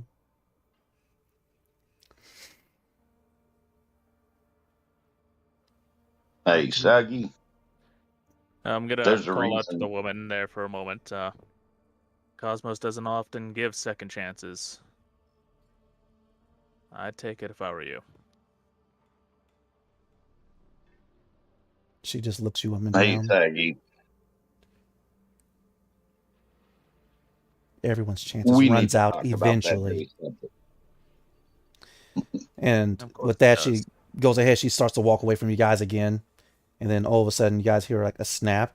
And you hear her go, "Oh! What? Turtle for the win. Yeah. Turtle. Yep, the turtle just comes slowly floating towards you guys, swimming through the air. But yeah, the No. woman has left. Sakaristio, Archer, you guys do need to talk.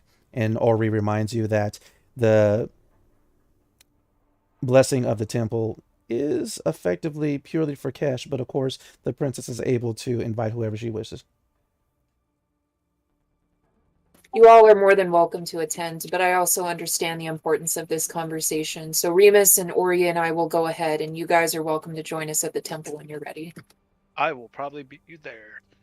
Your Grace, he is your brand. He is expected to be there. Hold on, I'm gonna get there first. Let me go get Umbra.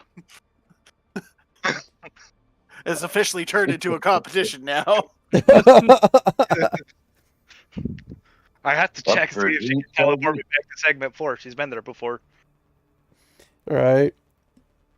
And so, can she? Yes. Will she? Or Gumbo, she'll do anything. The problem I hope- is, as you connect with Umbra mentally, all you hear is,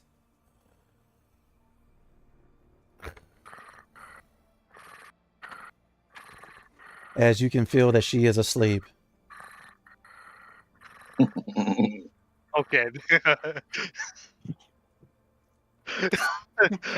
I'm gonna wake her the hell up. So I can mentally feel that shit. You're You never welcome. You never knew you could feel the purr vibrate in your mind. It's weird.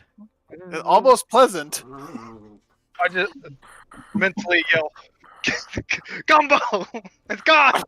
All right, so you go ahead, yo, Gumbo. Immediately, Umbra like shoots up. She knocks chairs over. She knocks the table over. She knocks everything over, even stuff she didn't even have to knock over, all in the galley. Just like stops for a moment, collects her bullshit, looks over, off the table. Yeah, right. And finally, she's like, "What?" This is gonna be so fun. And Poor ship. now she's like mad, and now she's trying to go through the cupboards. What? We gotta get back to segment 4. Why? Because I'm gonna feed you Gumbo if you do.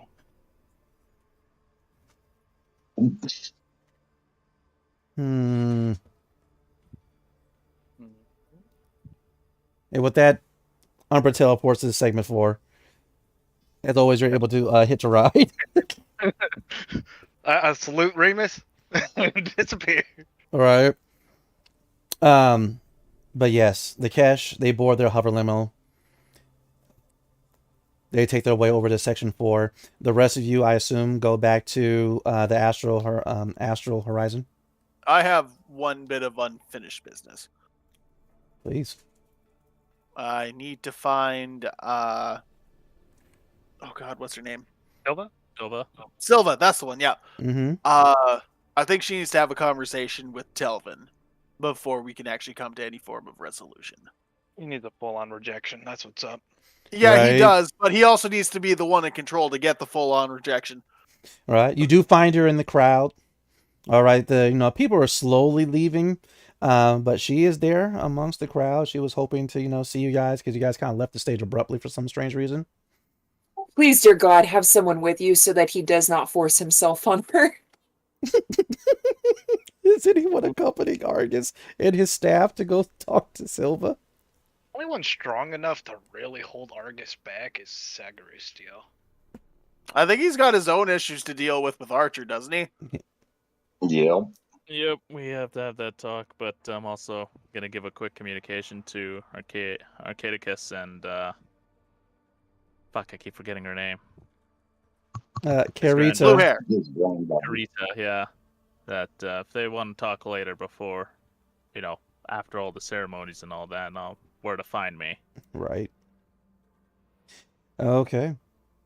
So everyone nods and goes their separate ways. Argus, you find Silva.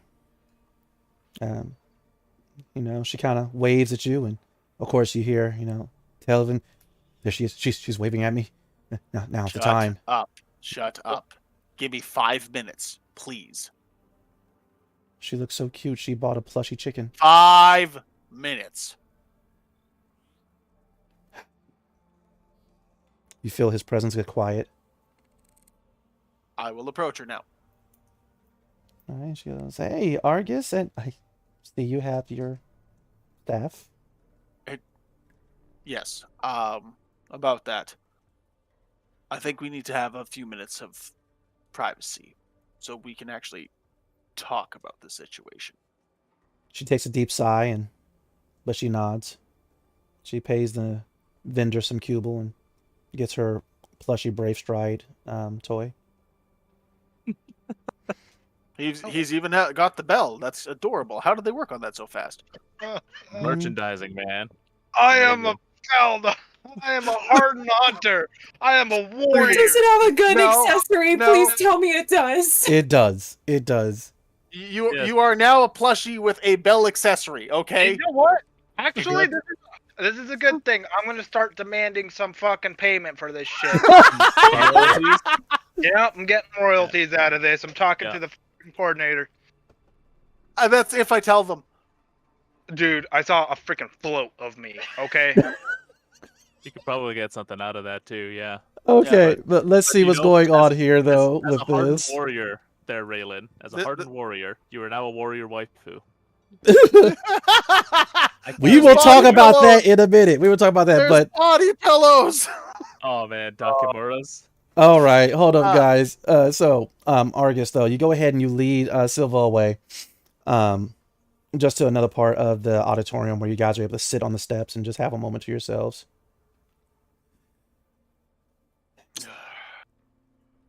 Now, I'll never hear the end of this if I don't do this. And I'm going to feel like crap for doing this. But I do believe Telvin has some things he wants to say. She looks a little worried. She goes, "How do we want to do this?" I'm going to relax and meditate. And whatever I say will be how he feels. Optimally speaking, that should be all it is. You two can communicate, and I just am the middleman. And so finally, Telva's like, "You're giving me control."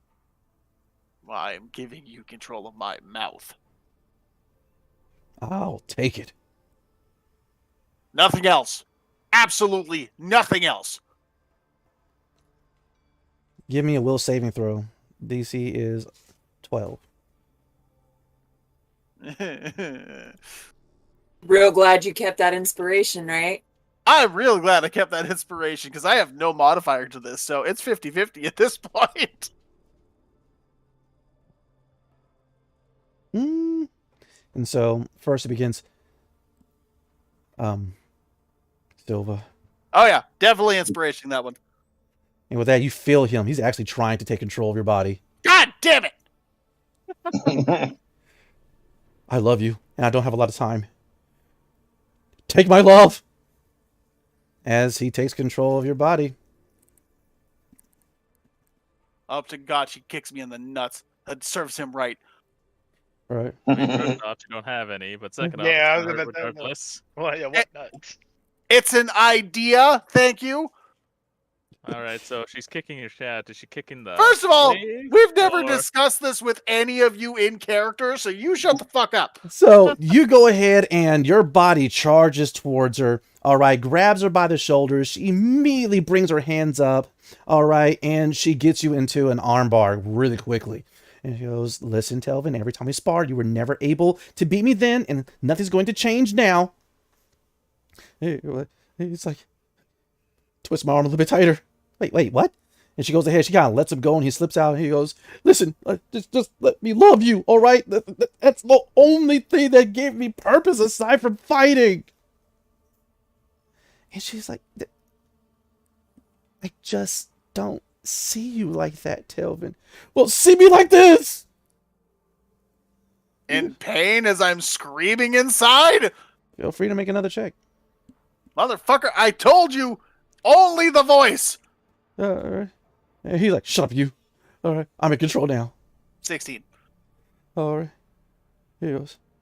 "Listen, I just have one wish. All right, one wish. Just to know it." And immediately she tosses a drink in his face. As I can seize the rest of the control of the body, right? Mm-hmm. It's Starberry. And it's back to you. Okay, I've got him back in check.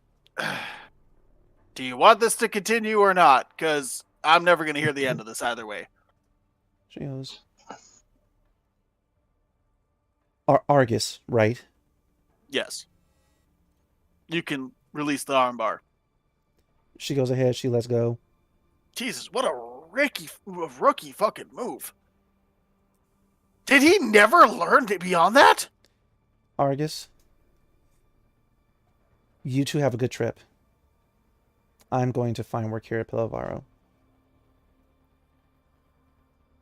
She gives you that look like you understand, right? Silva, I'm sorry. And I understand. We will be far away from you very soon. And with that, she just leaves without saying another word. Well, of course, in your mind, you're like, "Silva, no! I'm sorry! I just want... I see Terrans. I see Prometheans. Even Kesh, they kiss all the time. I just wanted to know what that was like once." You know that is not what our people are for, right? It is one thing to know somebody intimately, it is another to be physical. And you cannot force physical on anybody unless you expect a fight. What did you expect? I gave you an inch of trust, and you immediately took it too far. You're right. You need to calm down and just accept that not everyone wants the same things that you want. Is that so difficult? No. Then from now on, we are at an understanding, correct? You're the wielder, and I'm just a weapon. No. The understanding is that for us to coexist, as I cannot seem to get rid of you, you have to accept that people will not see you the same as you see others. Is that acceptable terms? Those are acceptable terms. And if I give you access to any part of my body, you will never take more than I've given you. You don't have to worry about it, Argus. I don't want access to a body. It'll just hurt more. Stop pouting.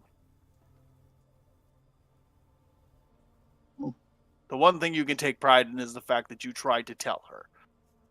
But you're too handsy.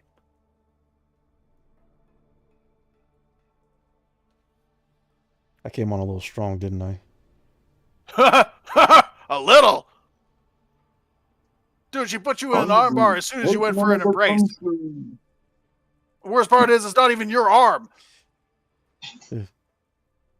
Yeah, I should learn how to get out of that move. And you guys kind Well- of have this conversation as you guys are heading back to the Astral Horizon. Mhm. But speaking of which, Archer, Zacharisto, Yep. do you guys have this talk in the limo or back at the Astral Horizon? And I was actually thinking on heading over to the bar for a quick drink. Ah. Oh, That is, if you're up for a drink, Saggy. Yeah, I'm probably gonna need one after this. Mm-hmm. all right. I remember you clearly. It's time you remembered me for what really was. Yeah, what really were Then you? we'll head off to the bar. And I'll follow suit. You guys are going to end up having to do this walking and talking. In segment 1, there's Yep. not too many places to drink alcoholic beverages, unfortunately. A lot of places that sell caffeinated juices. Yeah. We got to go clear back to the ship, and there's places in between us and the ship. I know that. Definitely. All right, but either So- way, you guys, We're doing the Don't be Calavaro talking. mile while yes, hitting each drinking hole. right. Tell me, what do you guys talk about once you reach the first drinking spot? I'll start it off. What I'm about to tell you and discuss with you stays between us. I'm fine with that If it- because there's a lot of stuff that I have that stays with me. Yeah. And that's why I think it's good for you and I to get this aired out and hopefully be able to maintain at least a working team status. Well, it would be By a the lot end of easier this to keep up conversation. appearances, especially with Jackson Yep. under my tutelage. Yeah, he seems to like you. And you've been good for the wife, too. Well, now that she's not shooting daggers at me, Believe me, that is a major thing to happen so quick. Mm-hmm. There is a reason I pick the people I pick. She's got a strength to her. But enough about that. I know how you lost your arm. I was there. And you're smart enough to know that if I was there, I wasn't there as one of your side of things. And I was part of the reason you lost that arm. you're also the reason why quite a few of the Prometheans there lost more than just a limb. You know? Mm. So But I already need that's you to putting you on some understand. shaky ground. You know? I was there for a job. It's easy to take the job with a good payout. Not think about it. But that one I still think about. And I don't like the thoughts I have.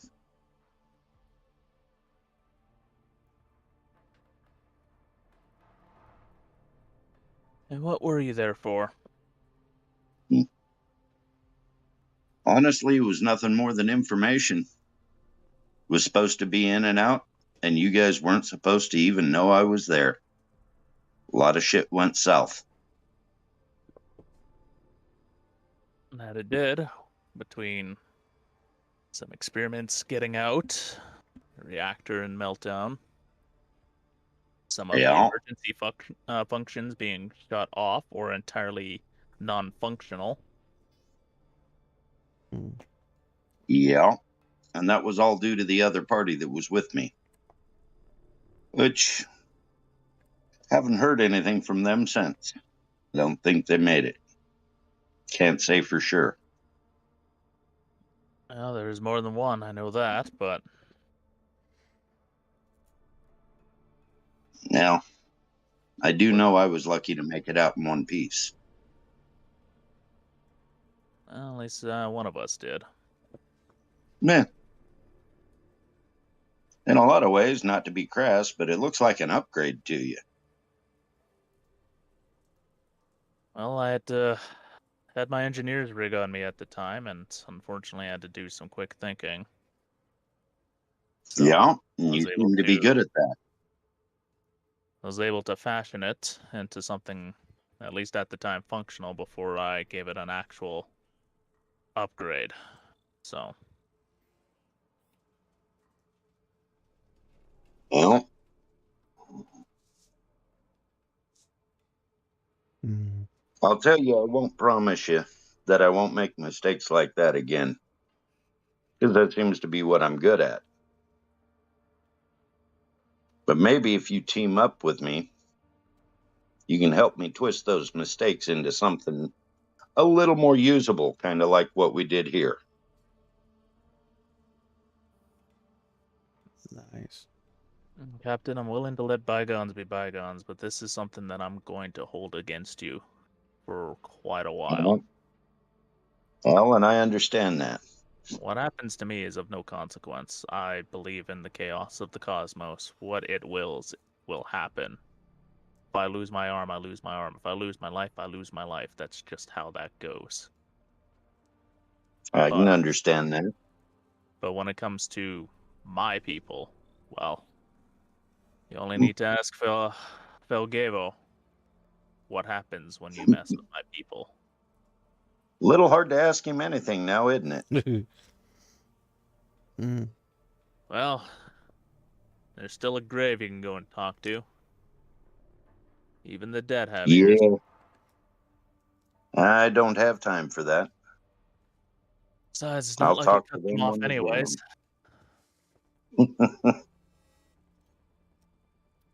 This is true. As you guys But- talk, the bartender, he Bottom line, comes up with your drinks.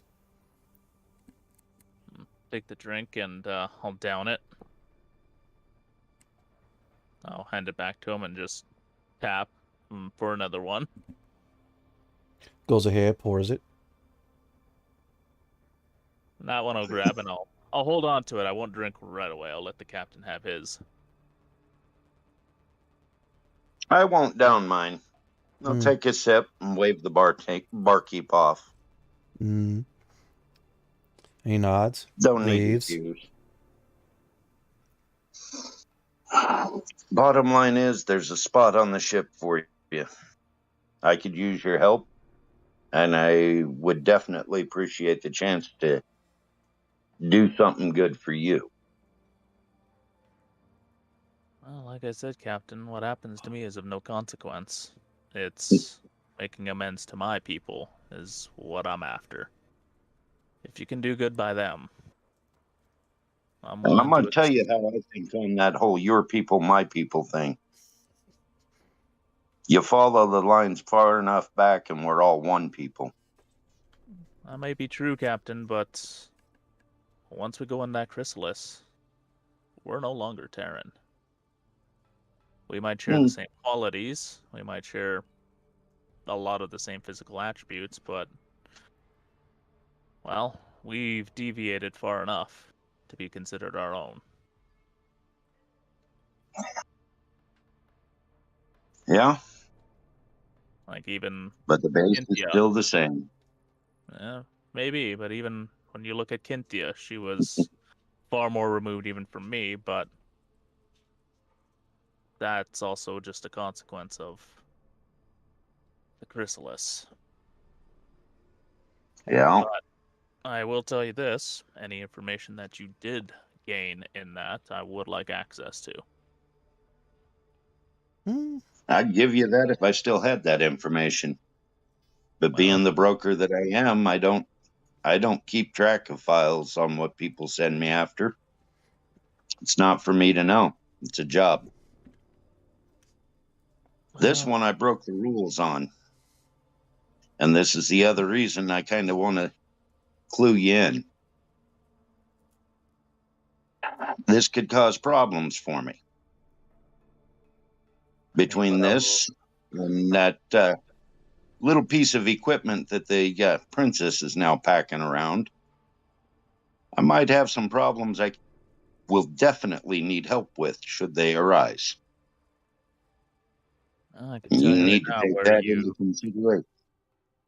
Well, considering where you broke into when we first met, there's a lot of information there that in the wrong hands could, well, be catastrophic in its own right. I'm seeing that now.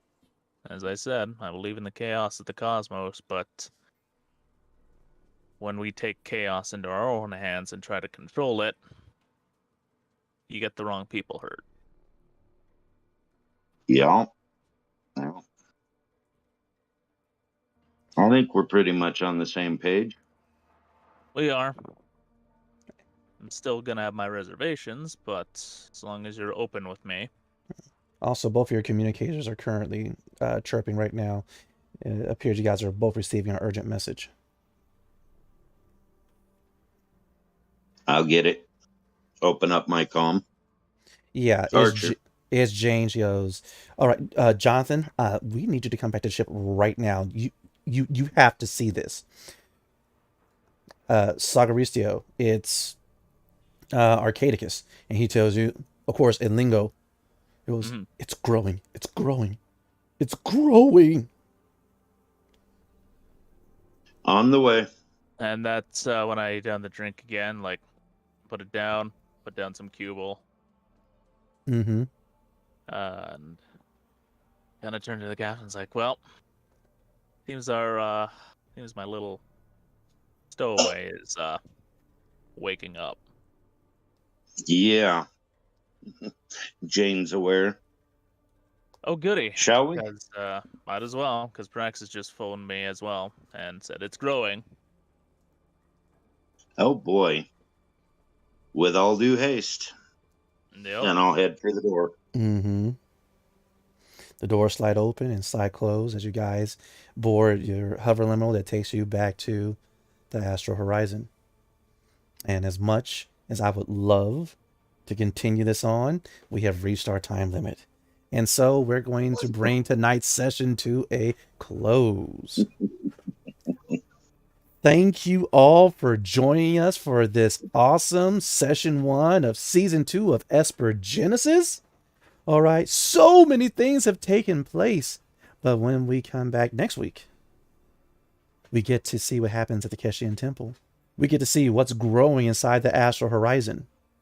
And we get to learn a little bit more about Arcadicus and Carita.